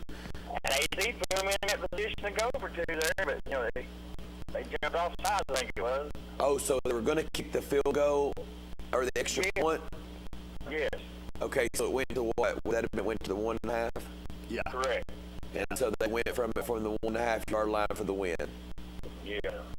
Now, tell me this: did Anderson County get the ball in the red zone on a Bryson on the Val kids caught a big catch to get it down to the 11, but didn't convert?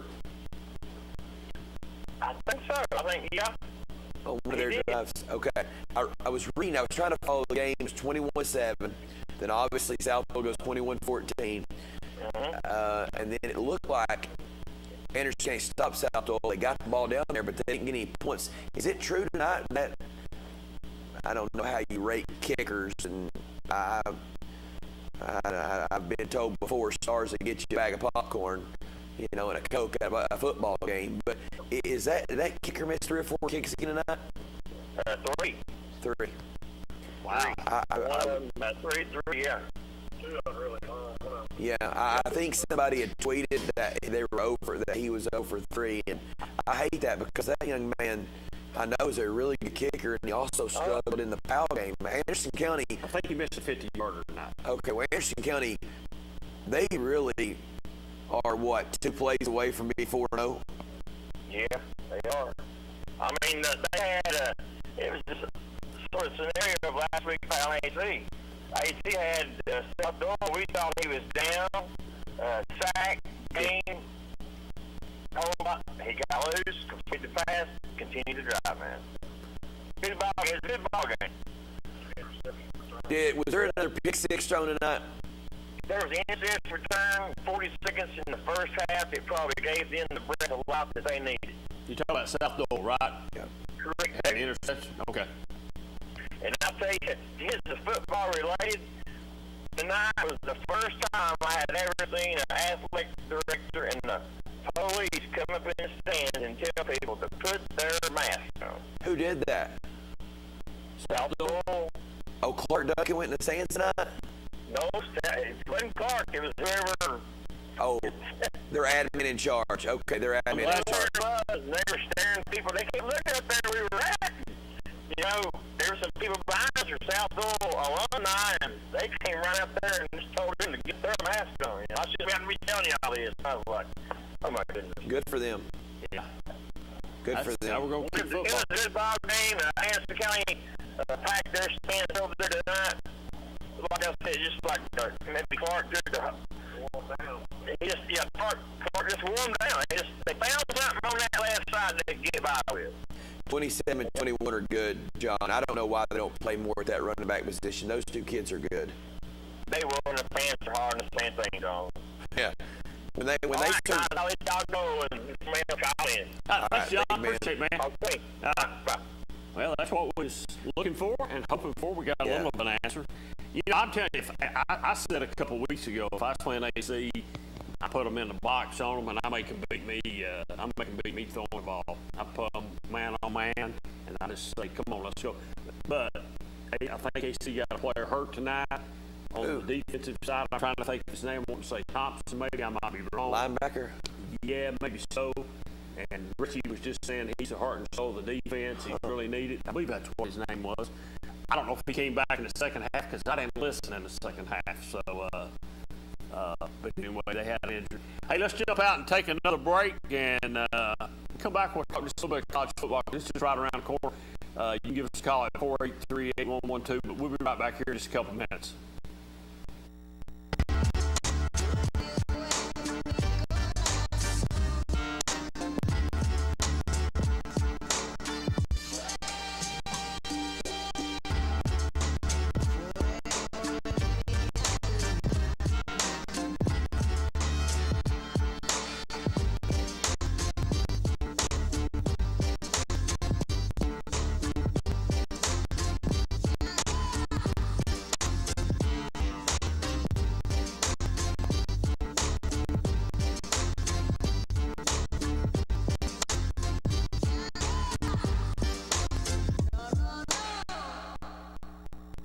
Evans Mortuary has been serving the needs of families in and around Roane County since 1976. As established members of our hometown community, we understand the security of dealing with people you know you can trust. We build our reputation on this trust. The Evans family appreciates the confidence the community has expressed in us over the years and will constantly strive to earn that favor. Evans Mortuary, 805 North Gateway. 1952. That's the year Hammer opened the first store in East Tennessee. Now there are 5 stores, and there's always something new. Like in Hammer's popular ladies' boutique department, you'll find the lowest price possible on new arrivals every week. Find similar deals in the men's department and the expanded rug department. Plus, special purchases always offer surprise savings. You never know what you'll find next at Hammer's. I gotta take a shower. Laundry night. Dishwasher needs to run. And the Hot Water Wars. A Renai tankless water heater gives you an endless supply of hot water for everything you need to do.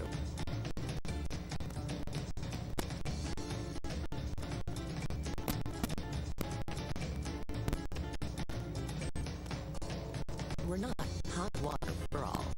Make this spring all about enjoying the experience. When you ride on your new Ferris commercial mower featuring patented suspension technology, you'll have more than freshly manicured grass. You'll experience productivity and comfort like never before. And because you won't be slowing down for those rough spots, you'll mow more lawn in less time.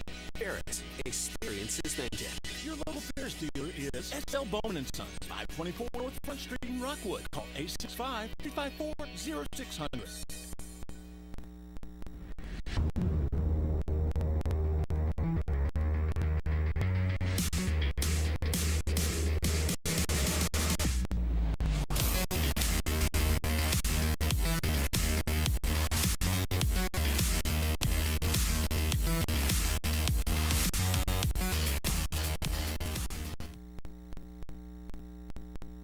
Welcome back to the 5-star Preps Friday Night Scoreboard. We'll go straight to the line, too. Go ahead, caller. Hey, guys. This is Jesse Smithey. How are you? Doing good, Jesse. How you doing tonight, buddy?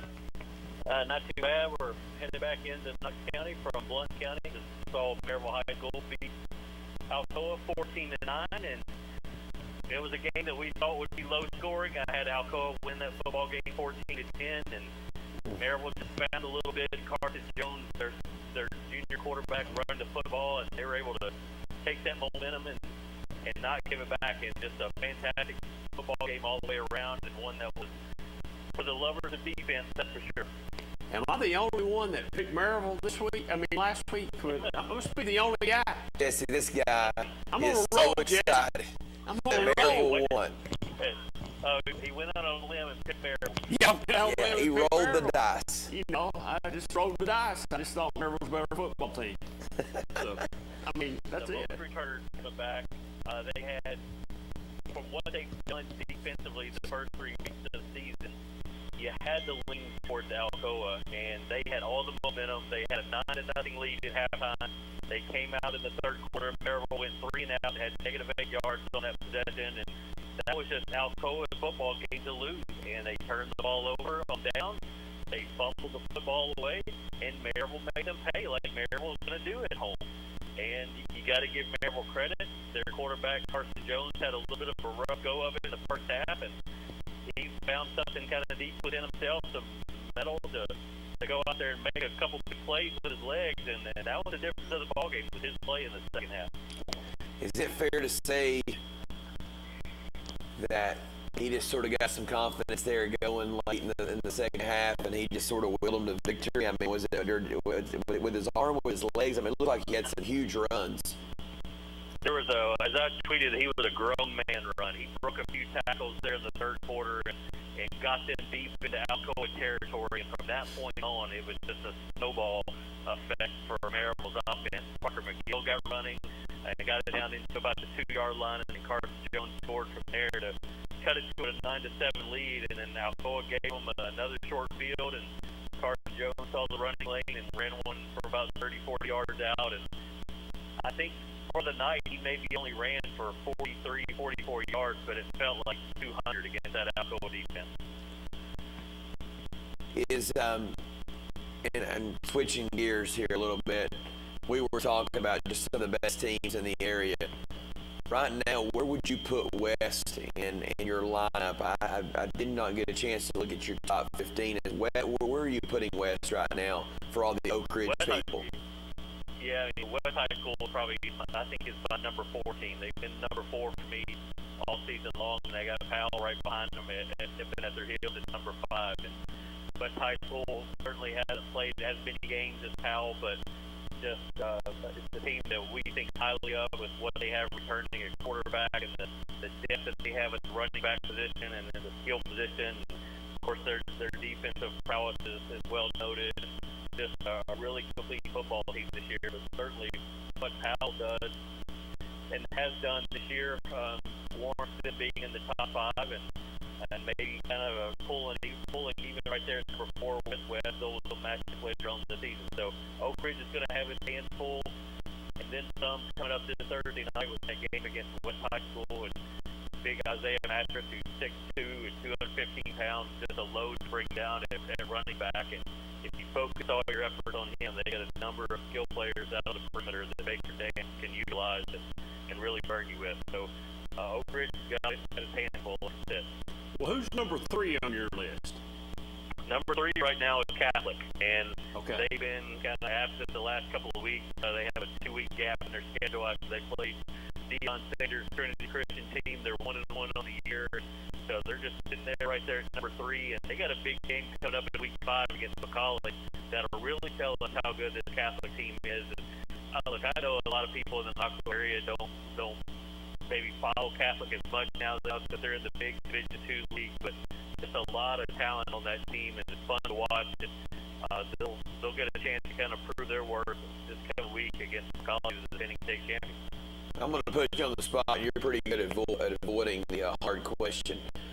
You say Catholic has a lot of talent, and I'm sure they do, but How do you compare a Catholic and a Maryville?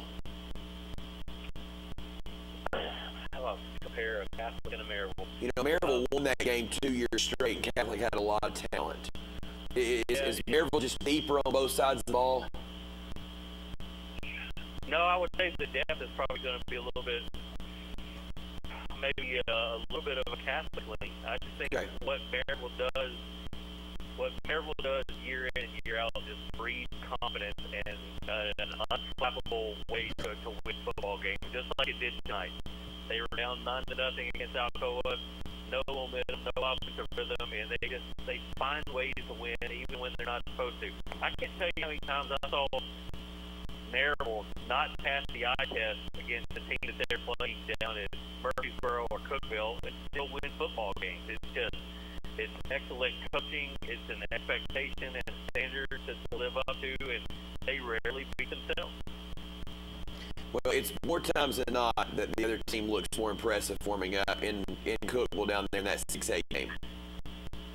Oh, yeah, no doubt. And, I mean, I would say maybe last year is an anomaly in terms of that trend because there were a handful of Division I guys on Maryville's team last year, but most of the years, like they take that year against Whitehaven when they had the 2-point conversion call wiped off and shouldn't have, they still won that football game. I remember on National Signing Day, 2 months later, Maryville did not have a guy signed, and Whitehaven had like 7 or 8 guys signed Division I. Wow. And Maryville essentially won that football game, but you know the scoreboard didn't reflect that. So it's just what happened in that game all the way to high school is just remarkable. And also what you're telling us is they must be pretty well coached. Extremely well coached. And I thought even tonight that Derek Hunt did a good job of adjusting his play calls as to what Alcoa was doing defensively, running from sideline to sideline, and we were able to kind of redirect some running routes back up to the middle of the field and catch Alcoa off guard. And those guys have been through a lot of fires, and he learned from George Quarles, that was right there beside George Quarles for so long that he knows what to do in those moments. That's good. Now, what games next week you turn your attention to in our coverage area? Yeah, I mean, it's not a huge marquee week like this week was. The Sevier County South Doyle is always a big game, and I mentioned the Catholic McCullough game going on, but there are a lot of teams out there take say a Kingston or somebody like that that's up to a real good start, a 3-0 start that wants to keep their momentum. So while the scoreboard may not jump off at you in terms of the teams up there pitted against each other, there's still a lot of storylines to watch going into week 5. Yeah, now what about the South Doyle Anderson County game? Who did you pick in that game? I had Anderson County, and I had Anderson County to win that because last year I picked South Doyle to win big. They went up to Anderson County, and Anderson County laid a whooping on them. And for the majority of this night, Anderson County controlled the football game. But there was a big interception throw late. Preston Sisler of South Doyle returned at 87 yards, and he got South Doyle back in that football game, and they kind of went heavy package and brought in Noah Myers and got into the end zone. And we talked with Clark Duncan on 5-Star Live tonight that, look, this is a non-region game. It doesn't matter really if we win or lose. Let's go ahead and go for it. And I think Anderson County might jumped offside and gave them an even better chance at going for it there on 2. And South Doyle got the win. So I watched South Doyle 2 weeks ago get blanked by Anderson, or excuse me, by Great Christian. So the fact that they can come back and beat Anderson County, it's got to serve South Doyle well confidence-wise going forward. That they avenged the loss to a really good football team. I'm not worried about Anderson County.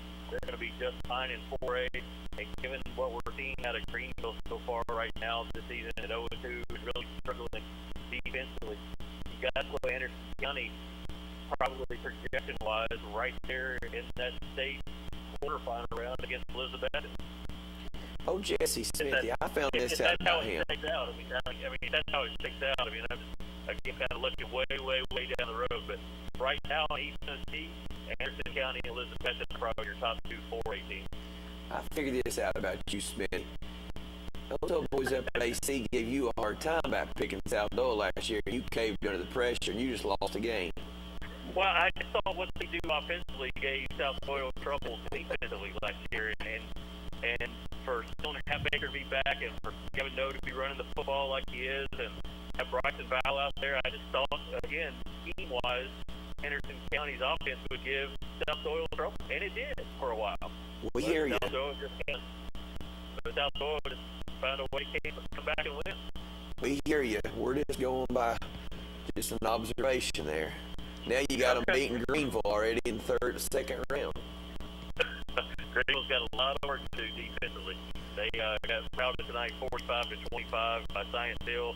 Daniel Boone beat them in week 2, and Eddie Bradlin, their new head football coach, he's a defensive guy. He's been the defensive coordinator there for a handful of years, and you know he's got to be scratching his head as to what they're doing defensively, and he's got to be searching for answers, personnel-wise, to stop the bleeding, so to speak. We had a caller call in earlier, and we were just talking football there for a minute. And we have heard that Union County will be playing next week. You've heard nothing else outside of no cancellation for them for the season, right? Yeah, I haven't heard anything out of the Union County camp this week, so I really couldn't speak to what's going on with the future of their program. Gotcha.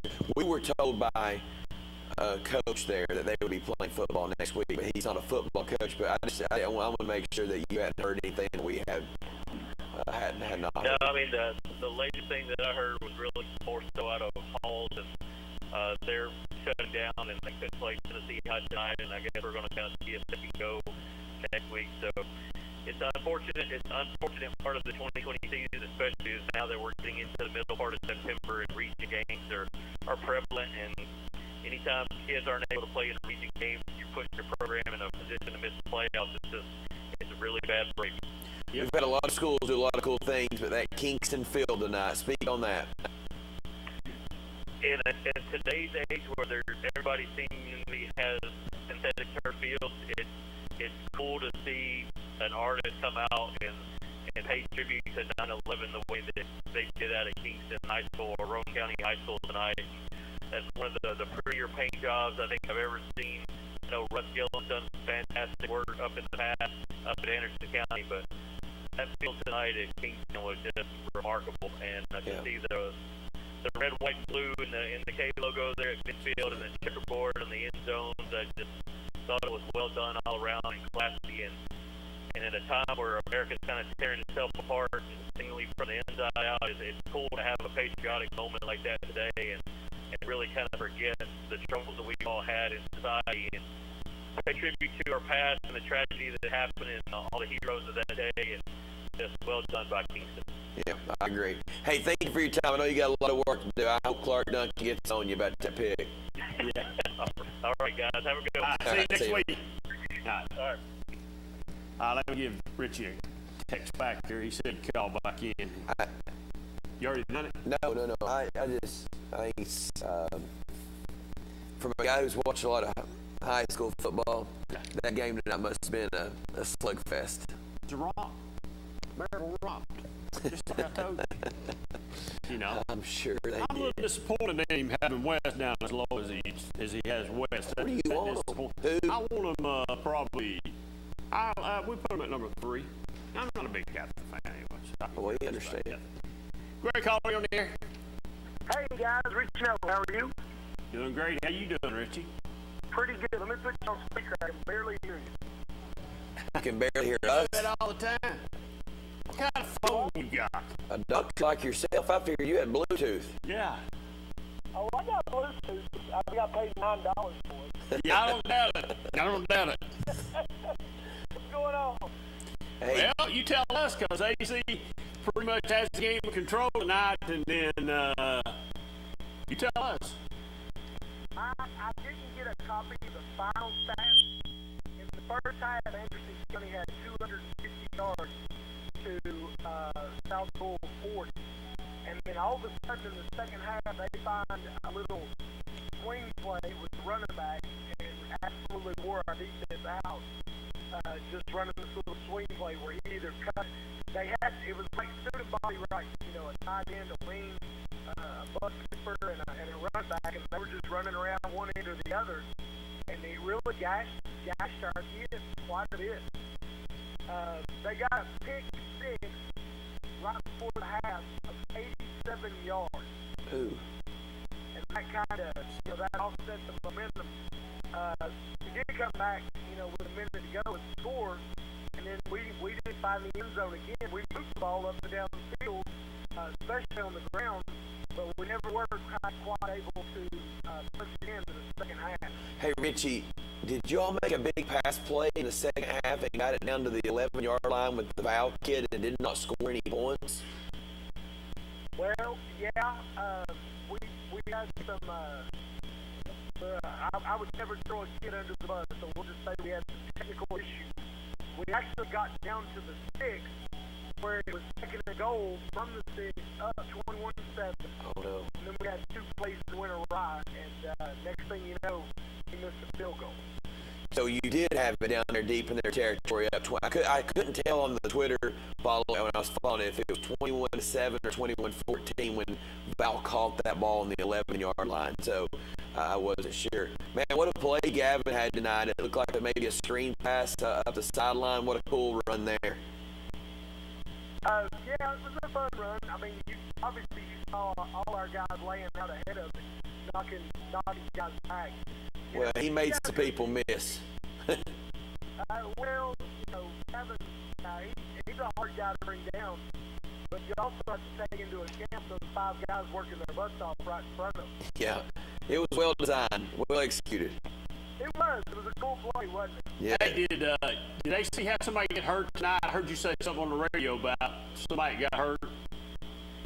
We had several sustained injuries. You had Josh Godwin Miller coming off maybe a fracture or a chip in his foot, and he played lights out. Superman Cam Thomas, he hyperextended his knee. Yeah, that's what I'm talking about. The trainers said he expect him to be back. There were probably 4 to 5 kids that didn't sustain season-ending injuries, but sustained, little dinky injuries that knocked them off course of the ball. Hey, did number 1 play on offense tonight for South Dole? Yes. Yes, he did. He actually went in and running back quite a bit. He went in and running back. The big, what's his name? Noah Myers, 23. 23, yeah. Did you know number 1's name tonight? Yeah, it's Stratler. No, you did. You said you did. Anyway, on the radio, you said, I don't know their name, don't care. No, I don't care. It's our broadcast. We're going to be back. I heard that, brother. I heard that. It's our broadcast. We're going to praise our kids. Yeah, well, you did a good job of that tonight. Hey, who do you have next week? Next week is Jack Central, and then the week after that is Jeff County. Is Jeff County? Is that at Jeff County? Yeah, they came to us last year, so that'll be, Hey, that'll be. tell me what the saying was about the offensive line. Now, you said you call out the offensive. What's the nickname you got for them? The 5 horses of the apocalypse. Yeah, the apocalypse, and you had one of them got a nickname of what, Butter or something like that. Only Sexton came to me one time when he was about 9 years old. I was running the Little League team, and he said, Coach, if you'll rub butter all over our bodies and our butts, there's no way they can tackle it. And I said, really? If you never say that again, it'll be a lot better. I listened to that, man. I listened. I have to say, I didn't know AC was really playing. I thought they were the only team on the field. I really thought that's how it was going down, then it turned at the end. They were the only team. Hey, man, I appreciate you calling and tell us what went on tonight, all right? All right, guys. Hey, Richie, did you see where Greenville got beat up pretty good? Yeah. Yeah, I was really surprised by, I still think they're a little bit better. That's what Austin was telling me. I still think they're better, but Austin thought Greenville was going to go away with that and down. Really? And then Elizabeth, I think, had, is it Daniel Boone that played it was a really close game. 23-21, maybe?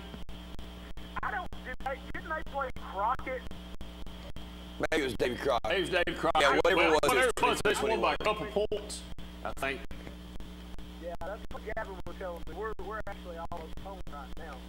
That's what Gavin was telling me. Yeah. Well, tell Gavin to keep listening to his mother because she's an athletic person. All the mad skills, brother. All the mad skills. I heard that, brother. Thanks for calling, man. See you, buddy. All right, see you. All right. Rich, you know, I'm telling you, just if they tape that broadcast, I would advise him to just go back and listen to it. That's why I'm saying he had some. It was wild. Let's talk a little college football before we go home here. Yeah, you know, last week we left here usually confident that this season would go off without hits. And we wake up Saturday morning, Tennessee's had to cancel because they got 44 kids they've had to take out of practice. That was not COVID related. It was COVID. Well, what was it then?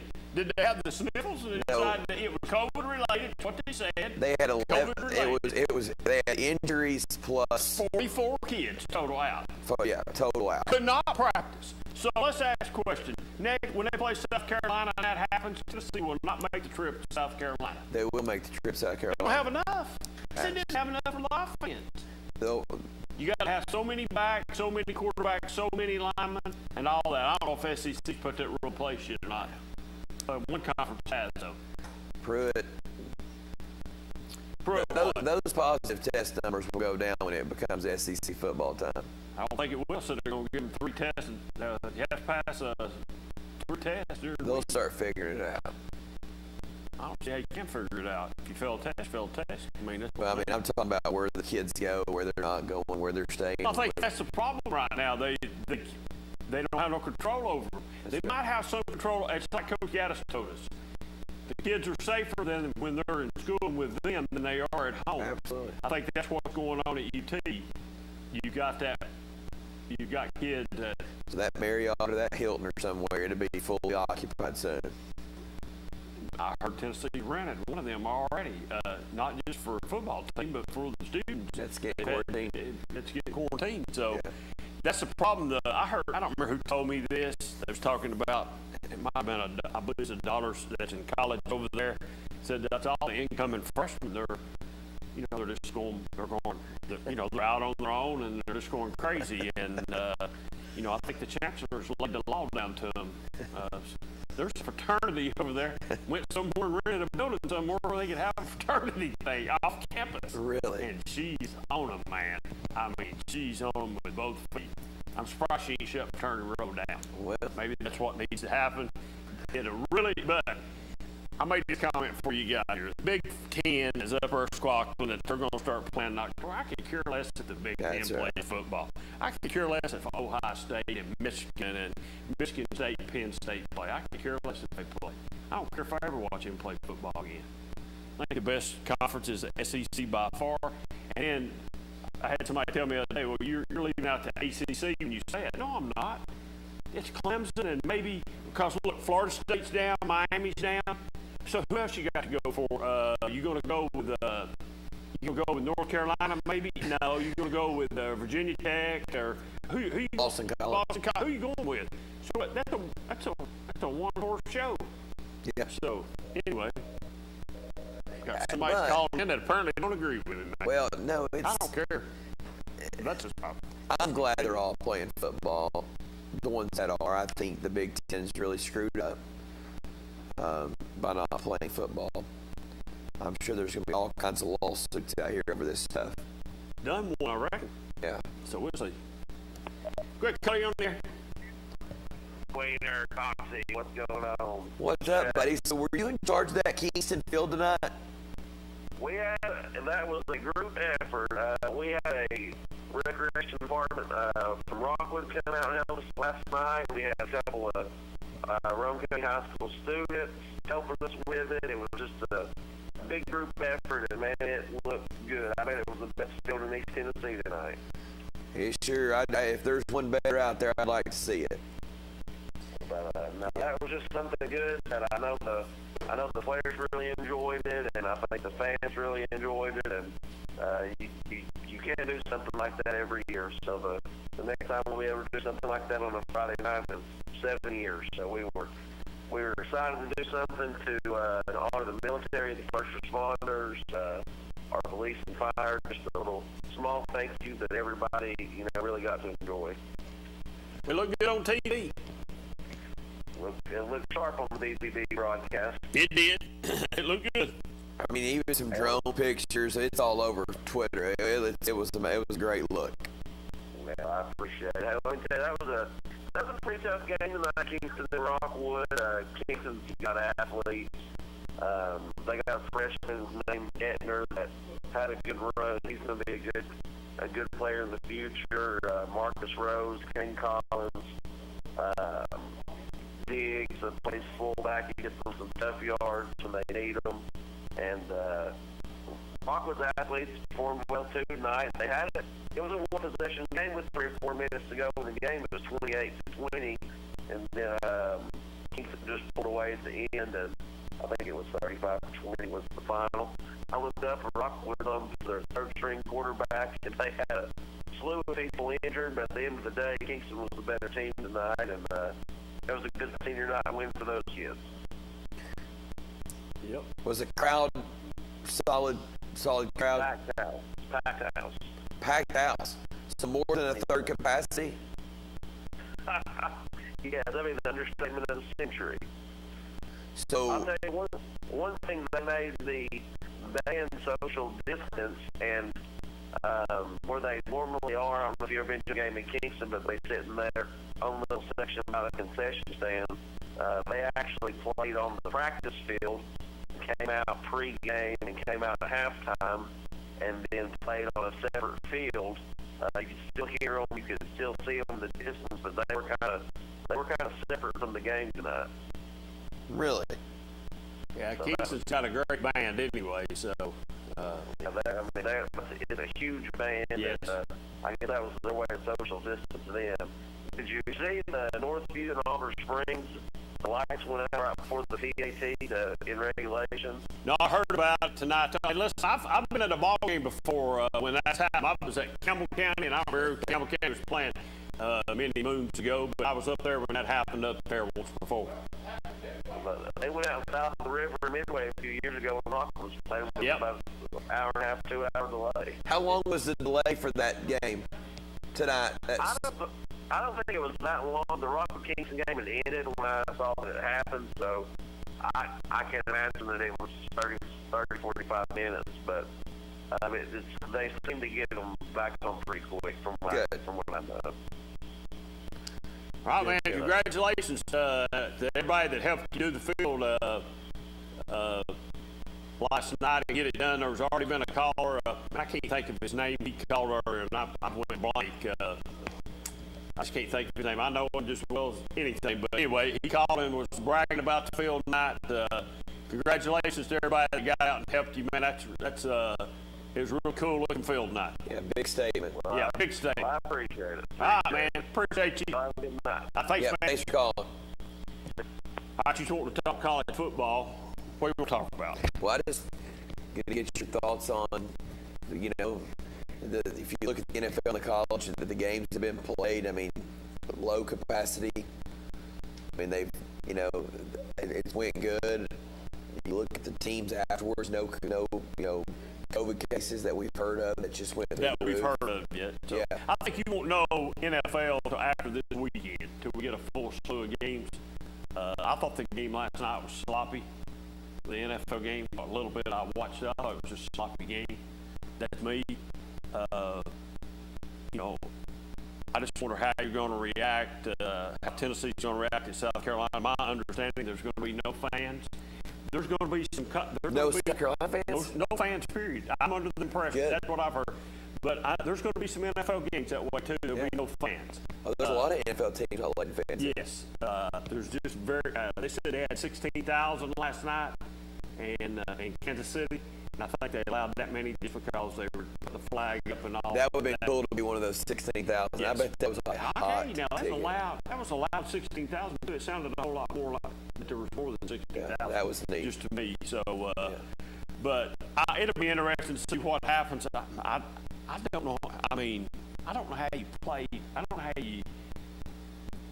you get up for a game. I mean, if you're playing a home game against Alabama, how you get up? I mean, man, the coach is really going to have to do a good job selling it. You shouldn't have to, but you know when you come out and there's 100,000 fans roar, man, that's oh, it makes the atmosphere. It makes it so much better. I just think it's going to be weird. It's going to be something we're not used to. We just have to wait and see what happens. I think the NFL this year, college football, will be watched more on TV than ever before. The TV numbers will be record breaking. We were on the NFL a little bit today because one team stayed in, one team stayed out. Then they all were supposed to come together or something, and it didn't really. They were on them how it was non-organized and all that. So that's I'm just talking about people wanting to watch football from their house because there's nothing else. Yeah. I heard ESPN broadcaster talk this morning talking about the game. Said the sound of people clapping and cheering was so loud. She said she actually had to cover her ears. Said it was so loud. Really? Trying to make up the difference for not having fans. Said it was so loud it was really annoying that the way it was. But I don't know if it changed in a second. I don't know if they changed it some or what, but apparently they did. Go ahead, caller, you're on there. Queener and John, I watched the game. I don't know. I didn't really like it, but I just wanted to watch it for football in college. And Navy and BYU didn't have any fans in the stands. That's true, they didn't. That was wild. And, well, I thought it was a horrible game for Navy, but you have to know the circumstances. They had no tackling. For the whole time they've been there, they'd done no tackling, not been in pads, and you could tell. Caller, I will say this. It's really going to play to the advantage of Vandy because they're used to playing in an empty stadium. I am ready for the SEC. I'm not Queener there. I'm ready for the SEC, too. I don't care if there's nobody in the stands. I'm going to be ready to watch SEC football. It'll be here before you know it. What, 2 weeks? Yeah, tomorrow is not a bad game. No. Clemson will Wake Forest, but it'll be Clemson, but it kicks it off. So we'll be ready to go. So it won't be long, caller. Caller, I'll ask you, David, about this. Why is the SEC starting a week later than or 2 weeks later than ACC? I think SEC pushed it back and ACC didn't. Okay. That's my thought. Right. So hey, remember, now you owed me one Diet Mountain Dew a while ago. Now you've come back for a second time, you owe me 2. I'm trying to figure out what other products besides Pepsi and Mountain Dew Pepsi has. Coke has 3 or 4. Well, we're just talking Diet Mountain Dew, okay? So you owe me 2 now. Call back after you off here. All righty. See you, man. So you're just ready for college football, period. I thought the Navy game was horrible. It was horrible. It was just a bad football game. BYU just spanked them. But, as he said, we've done no tackling, we've done no scrimmaging, we've done nothing. We've not even been pads. We're just doing small group, and that's it. So, anyway. At least the kids are getting to play. Yes, and that's what I stress here. I'm glad to see somebody at South Dole not went in the stands with a police officer and told them to put their mask on, whether they wanted to or not. It might not last for 5 minutes. At least somebody done it. They're trying. Week 4 is in the book. Week 5 next week. I think the key game in our area right here is Thursday night with Weston Oak Ridge. Who are you taking that game? Who am I taking? Oh, I'm going to take Hall of Fame coach Joe Gaddis and the Wildcats. I'm going to take them by. We've been having trouble with field goals. Starting to say 3. Oak Ridge by 6. Well, you're one up on me at your Maryville win, so I'll take West to get even. Okay, you heard it right there. Watch Coach Gaddis Wednesday night here, and then the I got another one. Locker room show afterwards. Huh? Fulton Carnes. Oh, no, Fulton. Okay. I'm not taking Carnes. Almost messed up there, didn't I? My phone would have been ringing. Who's Cofield play next week? Next week? Yeah. Oh, I thought he's a Cofield fan. They play Sunbright tomorrow? Tomorrow? Sunbright tomorrow. Why's that game on Saturday? Is that down about 14 days?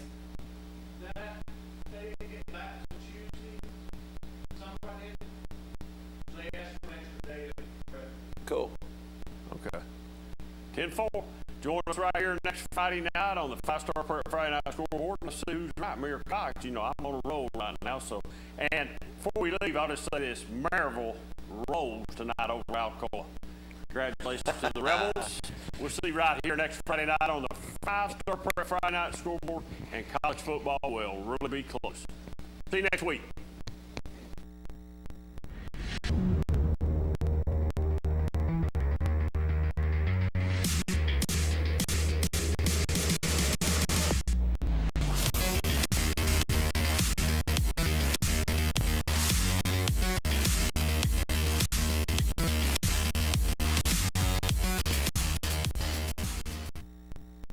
I gotta go shower. It's laundry night. Dishwasher needs to run. And the Hot Water Wars. A Renai tankless water heater gives you an endless supply of hot water for everything you need to do.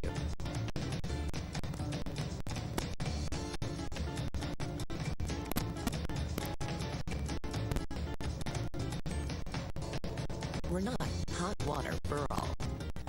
Breaker, breaker, good buddy. We just rolled in from Georgia with a truckload of throw rugs. That was back in my truck driving days, many years ago. Rugs are still rolling in from Georgia every month, featuring Oriental and contemporary area rugs, carpet-style throw rugs, and much more. All rugs are sold at the lowest prices possible. Find your rug at Hammer Stores. I am a Simplicity dealer. This business is my life, my career. If you need a new mower, I'll help you choose the model that will make your property look its very best, and even let you take a test drive. When it does need service, you can rely on my factory service training and genuine parts. Because I don't just sell products, I build relationships. I am a Simplicity dealer. SL Bowman & Sons, I-24 North Front Street in Rockwood. Evans Mortuary has been serving the needs of families in and around Roane County since 1976. As established members of our hometown community, we understand the security of dealing with people you know you can trust. We build our reputation on this trust. The Evans family appreciates the confidence the community has expressed in us over the years and will constantly strive to earn that favor. Evans Mortuary, 805 North Gateway.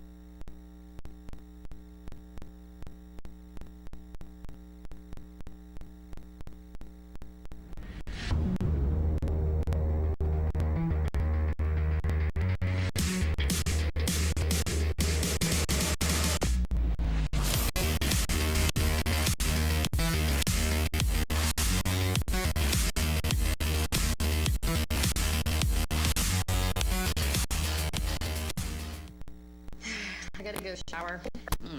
Laundry night. Dishwasher needs to run.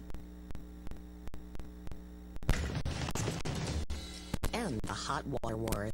A Renai tankless water heater gives you an endless supply of hot water for everything you need to do.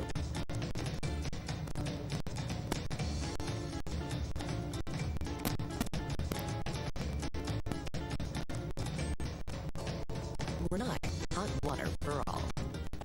Breaker, breaker, good buddy.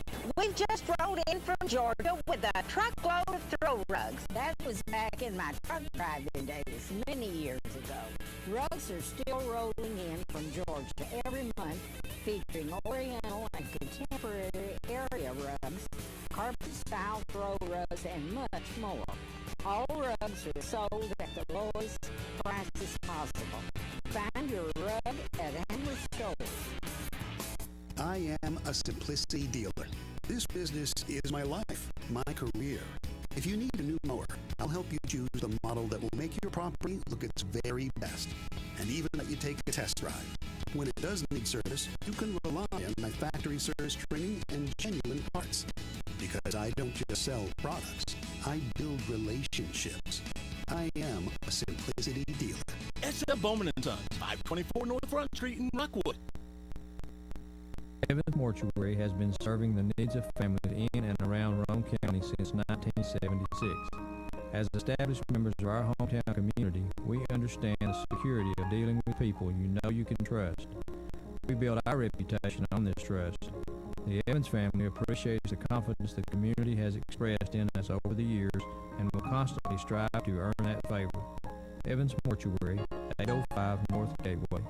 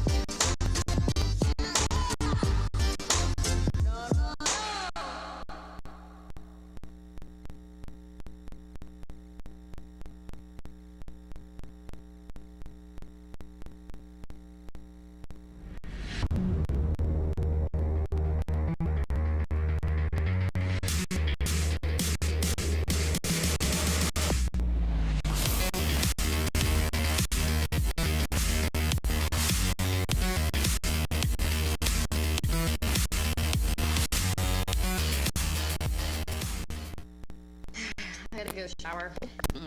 Laundry night. Dishwasher needs to run. And the Hot Water Wars. A renowned tankless water heater gives you an endless supply of hot water for everything you need to do.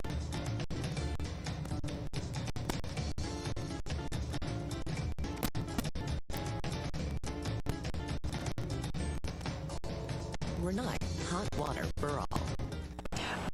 Breaker, good buddy. We've just rolled in from Georgia with a truckload of throw rugs. That was back in my truck driving days, many years ago. Rugs are still rolling in from Georgia every month, featuring Oriental and contemporary area rugs, carpet-style throw rugs, and much more. All rugs are sold at the lowest prices possible. Find your rug at Hammer Stores. I am a simplicity dealer. This business is my life, my career. If you need a new mower, I'll help you choose the model that will make your property look its very best, and even let you take a test drive. When it does need service, you can rely on my factory service training and genuine parts. Because I don't just sell products, I build relationships. I am a simplicity dealer. S.L. Bowman & Sons, 524 North Front Street in Rockwood. Evans Mortuary has been serving the needs of families in and around Rome County since 1976. As established members of our hometown community, we understand the security of dealing with people you know you can trust. We build our reputation on this trust. The Evans family appreciates the confidence the community has expressed in us over the years and will constantly strive to earn that favor. Evans Mortuary, 805 North Gateway.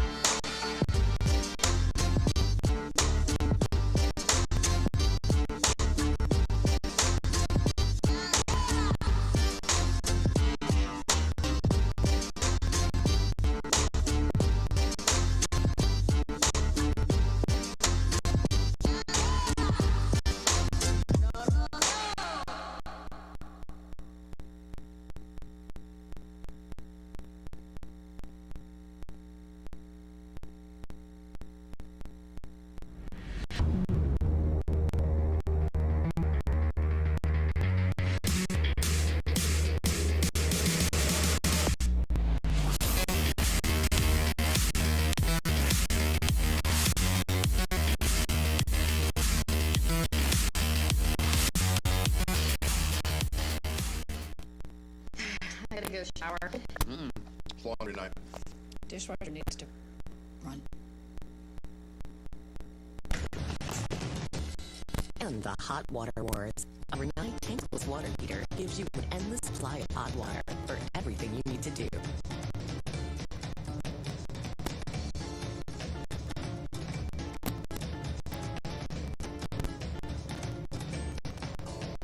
Renai hot water for all. Breaker, good buddy. We've just rolled in from Georgia with a truckload of throw rugs. That was back in my truck driving days, many years ago.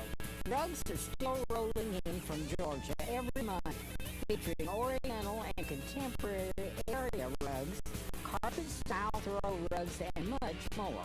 All rugs are sold at the lowest prices possible. Find your rug at Hammer Stores. I am a simplicity dealer. This business is my life, my career. If you need a new mower, I'll help you choose the model that will make your property look its very best, and even let you take a test drive. When it does need service, you can rely on my factory service training and genuine parts. Because I don't just sell products, I build relationships. I am a simplicity dealer. SL Bowman & Sons, 524 North Front Street in Rockwood. Evans Mortuary has been serving the needs of families in and around Roane County since 1976. As established members of our hometown community, we understand the security of dealing with people you know you can trust. We build our reputation on this trust. The Evans family appreciates the confidence the community has expressed in us over the years and will constantly strive to earn that favor. Evans Mortuary, 805 North Gateway.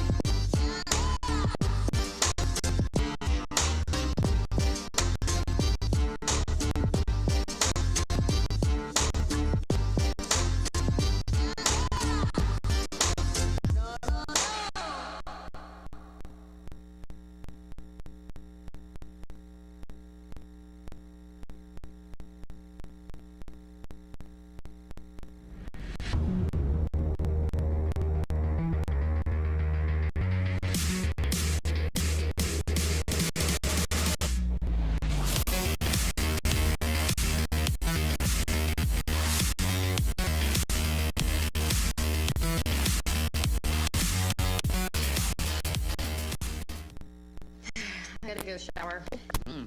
Laundry night. Dishwasher needs to run. And the Hot Water Wars. A Renai tankless water heater gives you an endless supply of hot water for everything you need to do.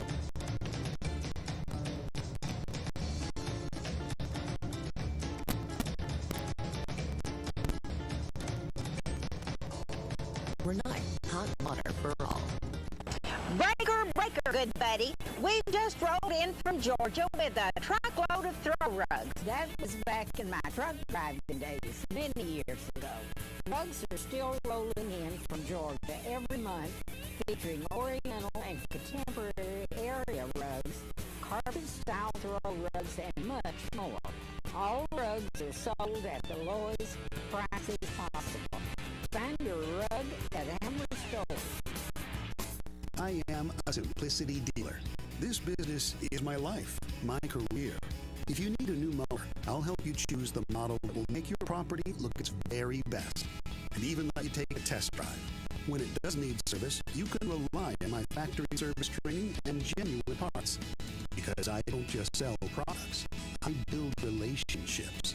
I am a simplicity dealer. SL Bowman & Sons, 524 North Front Street in Rockwood. Evans Mortuary has been serving the needs of families in and around Roane County since 1976. As established members of our hometown community, we understand the security of dealing with people you know you can trust. We build our reputation on this trust. The Evans family appreciates the confidence the community has expressed in us over the years and will constantly strive to earn that favor. Evans Mortuary, 805 North Gateway.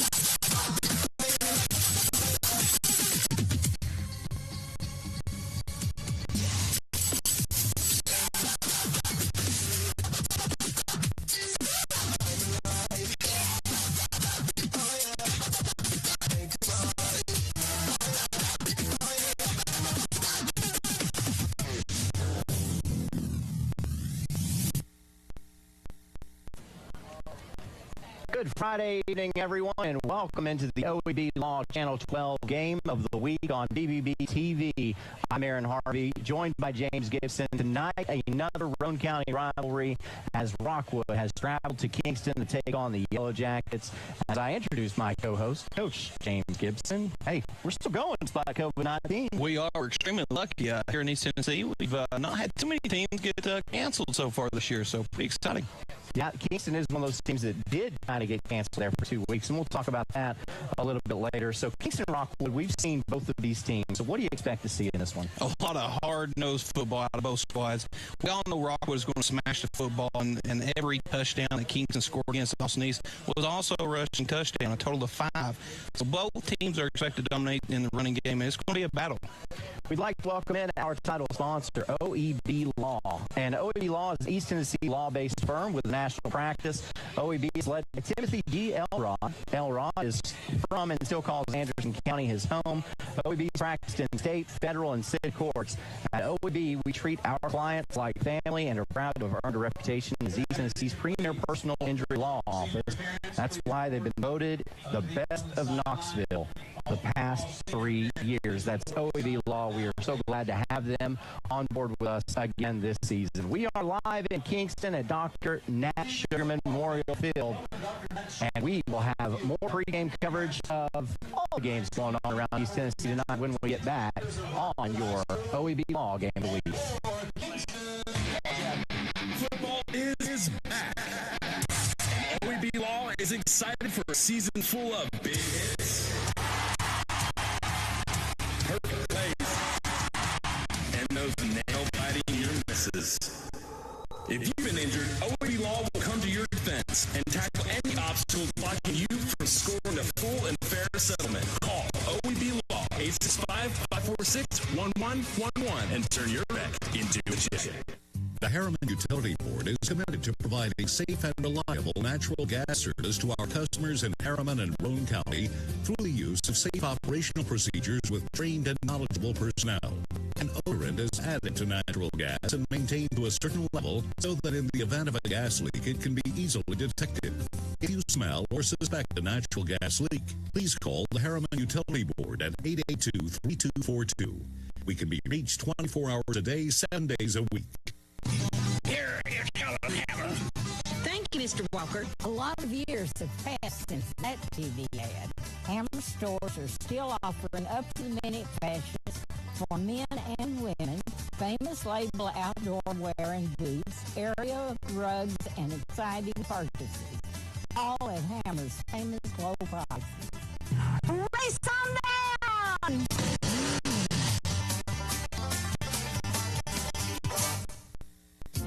Planning a funeral can be difficult at best, but it can be a lot easier if you work with people who care. That's Davis Funeral Home in Harriman and Wartburg. Davis Funeral Home gives attention to every detail, ensuring your loved ones will be remembered with honor and integrity. Davis Funeral Home works very hard to give you the most professional service possible. Davis Funeral Homes, Morgan Avenue in Harriman, Old Mill Road in Wartburg. Davis Funeral Homes, people who care. And back at your OEB Law Game of the Week, as we get set for this one, it is Rockwood at Kingston. And let's talk about some games around the area. You know, most people are going to be talking about the annual meeting between the two Blount County powerhouses, Alcoa and Maryville. And you know, as great as Alcoa always is, Maryville's dominated this series. What kind of chance do you give the Tornadoes tonight? Well, I never count Alcoa out, but Maryville will be too much again this year. So I got the Naders about 21 to 28 Maryville. No. Yeah. Another game tonight that might fly under the radar is Greenback traveling to Oneida. You know, this is a great annual matchup before Oneida got moved back to AA in 2017. The two teams got together, and Greenback last year with the Cherokees getting the 20-7 win. Does Oneida get revenge tonight at the reservation? This is going to be a huge game and unfamiliar territory for Greenback, as they've lost every game that they have physically played so far in 2020. Their win versus Sunbelt was forfeited due to COVID-19. Greenbacks are backed up against the wall, and they are now. So I expect Oneida to be able to have a really good game tonight. But I really do believe that Oneida is going to be ready for this. Kobe Morgan, who racked up 295 all-purpose yards last week, 4 touchdowns against Wartburg. So look for Greenback to struggle early and come back late strong. Yeah, that'd be a very interesting game to see tonight. You know, Austin East and Fulton, they're both winless this year. Let me say that one time. Austin East and Fulton are both winless this year. They match up tonight. Who gets the dub? It's been a tough couple of years for Fulton, but I expect the Falcons to come out on top over the Roadrunners tonight.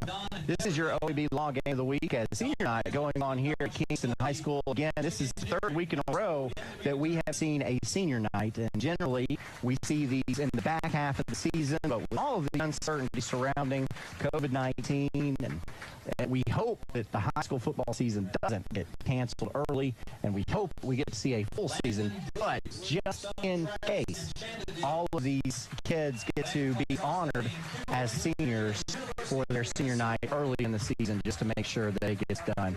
This is your OEB Law Game of the Week. If you need to look and see what OEB Law can do for you, go to reckontoachat.com or call 865-546-1111.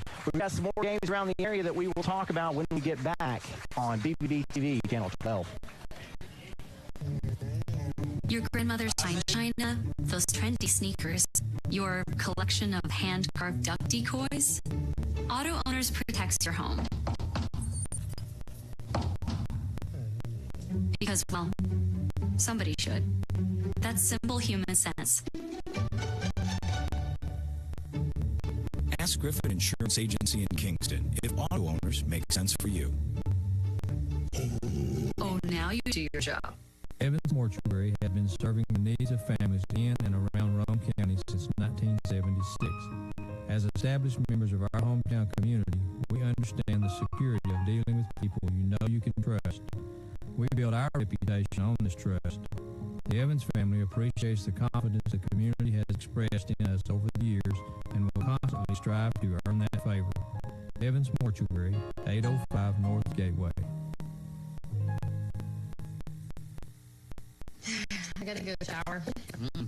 Laundry night. Dishwasher needs to run.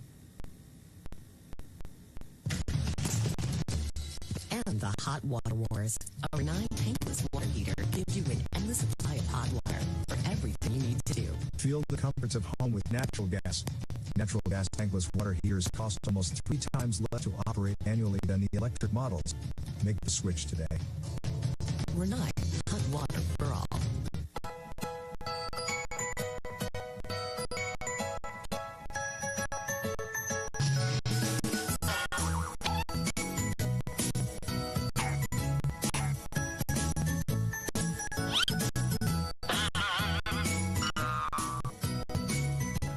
dig blind.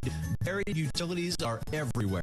Always contact 811 before you dig to have your utilities marked.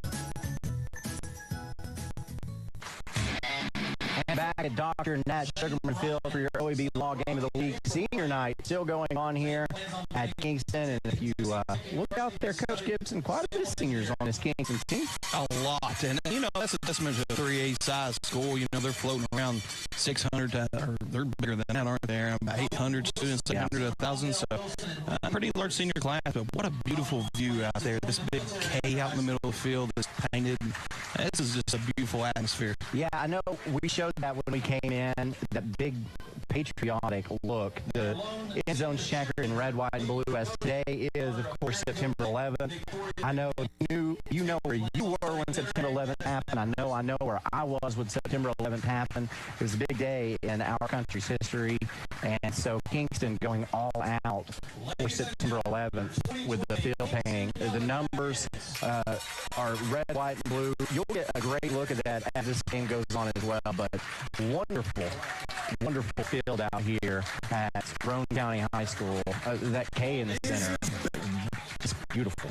It's one of the most beautiful setups I've seen in high school football in a while. It's a testament to this community, Kingston. That took a lot of work and effort and money, to be honest with you. So that's awesome. Yeah, as you see on your screen now, you can see all the seniors for this Kingston team. And then right on the seniors, you got that beautiful K, that red, white, and blue with stars. Just fantastic. Can't say enough about the job that Kingston, whoever painted this field, did for Kingston in this game tonight. So let's talk about some other games going on in the area tonight. You know, Wartburg was expected to have a pretty decent year this year. And I think Coach Kevin Heumann would agree that the Bulldogs haven't met expectations. You know, Oakdale, on the other hand, has started hot, taking midway into the fourth quarter last week. Can your old team put it together and get the win over the Eagles of Oakdale? Well, it's been a struggle for Wartburg so far in 2020, but I expect them to get back on track tonight versus the well-coached Oakdale Eagles. Interesting note, Wartburg head coach Kevin Heumann, he actually won a state championship at Oakdale Middle School back in 2014, and he was hired at Wartburg Middle School shortly after that, and then went on to Wartburg High School. So it'll be a good game up there tonight. I'll say Oakdale's pretty fired up to play him, and same for him. He did really nice things with that Wartburg Middle School team. Has a lot of those same players that he coached in middle school now that are upperclassmen for him at Wartburg High School. So it'll be interesting to see how that team responds to the slow start they've had this season. But let's talk about Oak Ridge and Farragut. Okay, a really competitive game there for the first half of that. Tell me your impressions of watching that last night. What a game for the Admirals. You know, after that disappointing first showing versus West, I kind of crossed them off. But boy, was I wrong. They bounced back in a big way as they wrote up 470 yards of offense and 25 first downs. Two bright spots for Oak Ridge was quarterback Mitchell Gibbons. And he went 29 for 52, 343 yards and 3 touchdowns.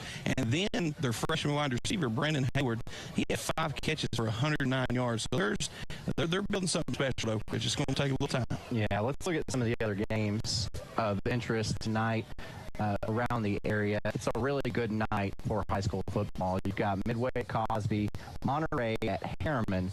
Of course, our game tonight, and Auburn Springs traveling to Northview Academy. Auburn Springs going to look to get back on track. Campbell County at Seymour, Anderson County at South Doyle. That's going to be a great game. And Coalfield and Sunbright playing tomorrow, in fact. And then, of course, as we mentioned, Oakdale travels to Wartburg. So some pretty great games in the area tonight. All right, so those are some games around the area. When we get back, we will talk about our game specifically as Rockwood has ventured to Kingston to take on the Yellow Jackets in your OEB Law Game of the Week. OEB Law is excited for a season full of big hits, perfect plays, and those nail-biting near misses. If you've been injured, OEB Law will come to your defense and tackle any obstacle blocking you from scoring a full and fair settlement. Call OEB Law 865-546-1111 and turn your red into a check. The Harriman Utility Board is committed to providing safe and reliable natural gas service to our customers in Harriman and Roane County through the use of safe operational procedures with trained and knowledgeable personnel.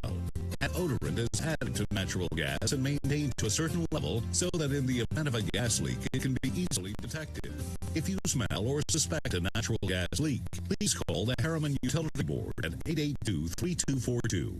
We can be reached 24 hours a day, 7 days a week. Here is Helen Hammer. Thank you, Mr. Walker. A lot of years have passed since that TV ad. Hammer stores are still offering up-to-the-minute fashions for men and women, famous label outdoor wear and boots, area rugs, and exciting purchases. All at Hammer's famous low prices. Race on man!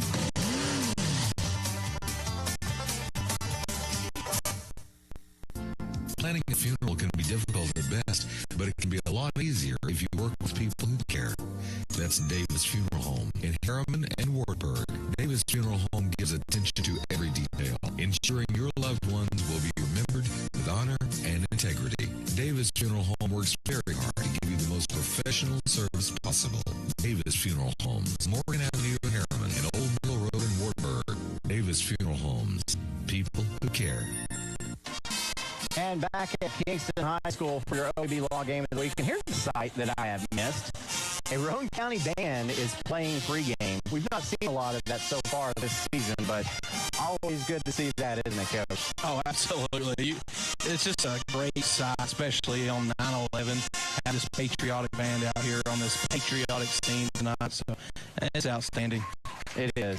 It's really a sight to behold. And one of the things that personally I really enjoy about sports is this patriotic aspect of it, because you do stand before every game for a national anthem, and there is a moment of silence. You've got the flag waving in the air. So there's a very American feel to sports in this country, and so I'm glad that in the year 2020, where we've seen a lot of division in this country this year, I'm glad that we could get into sports and maybe get that feel of the patriotic, very American feel that sports brings. Yeah, absolutely. We need to focus on what brings us together rather than what separates us. So good cause. And what brings these two teams together tonight is a matchup for Roane County pride. As you see the graphic on the screen there, this is Rockwood's 101st season of football. How about that? They've got a state title in 1976, and just 3 years before that, Kingston won a state title in 1973 in double A. Coach John Webb, 5-19 versus Kingston, so he'll be looking to try to get a rare victory against these Yellow Cats tonight, or these Yellow Jackets tonight, as we stand for our national anthem.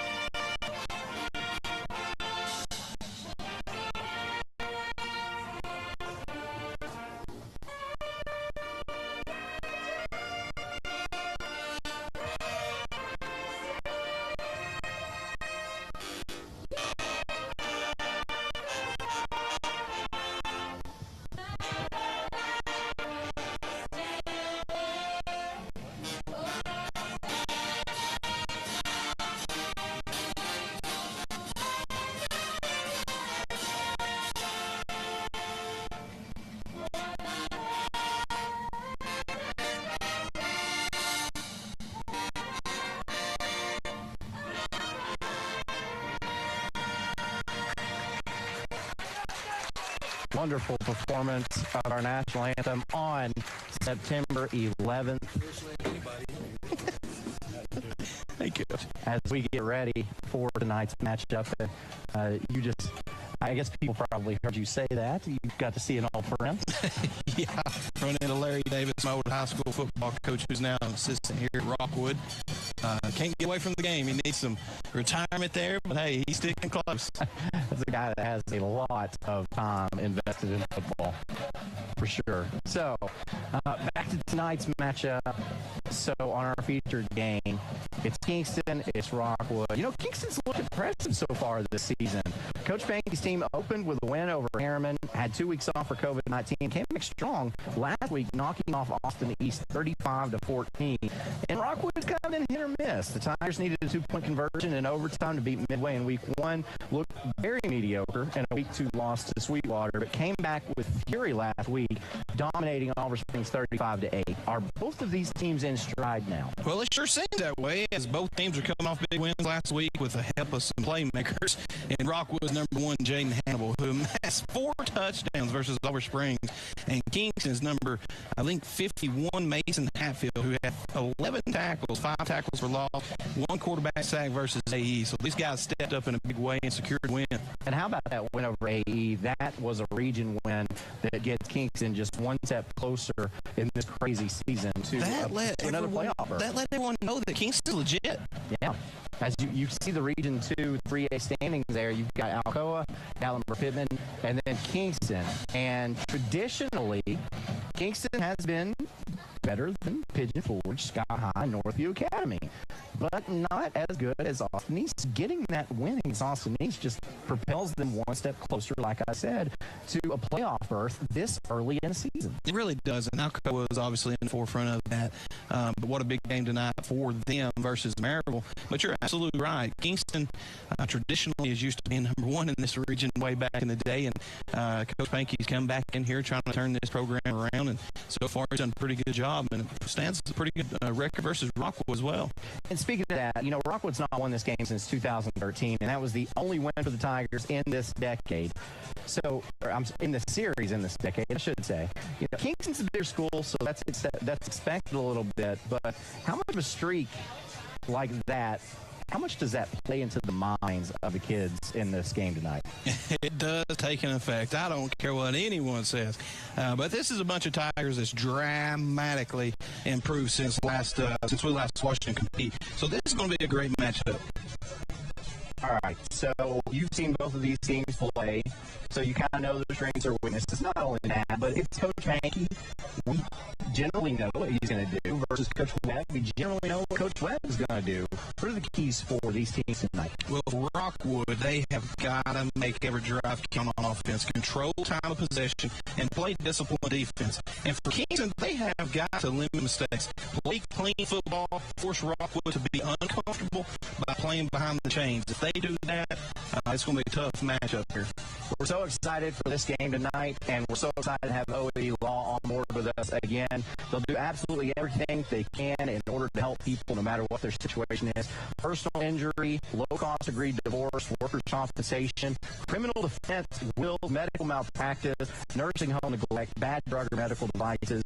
They pretty much do it all. For more information, you can go to rackintoachat.com or pick up the phone, call 865-546-11.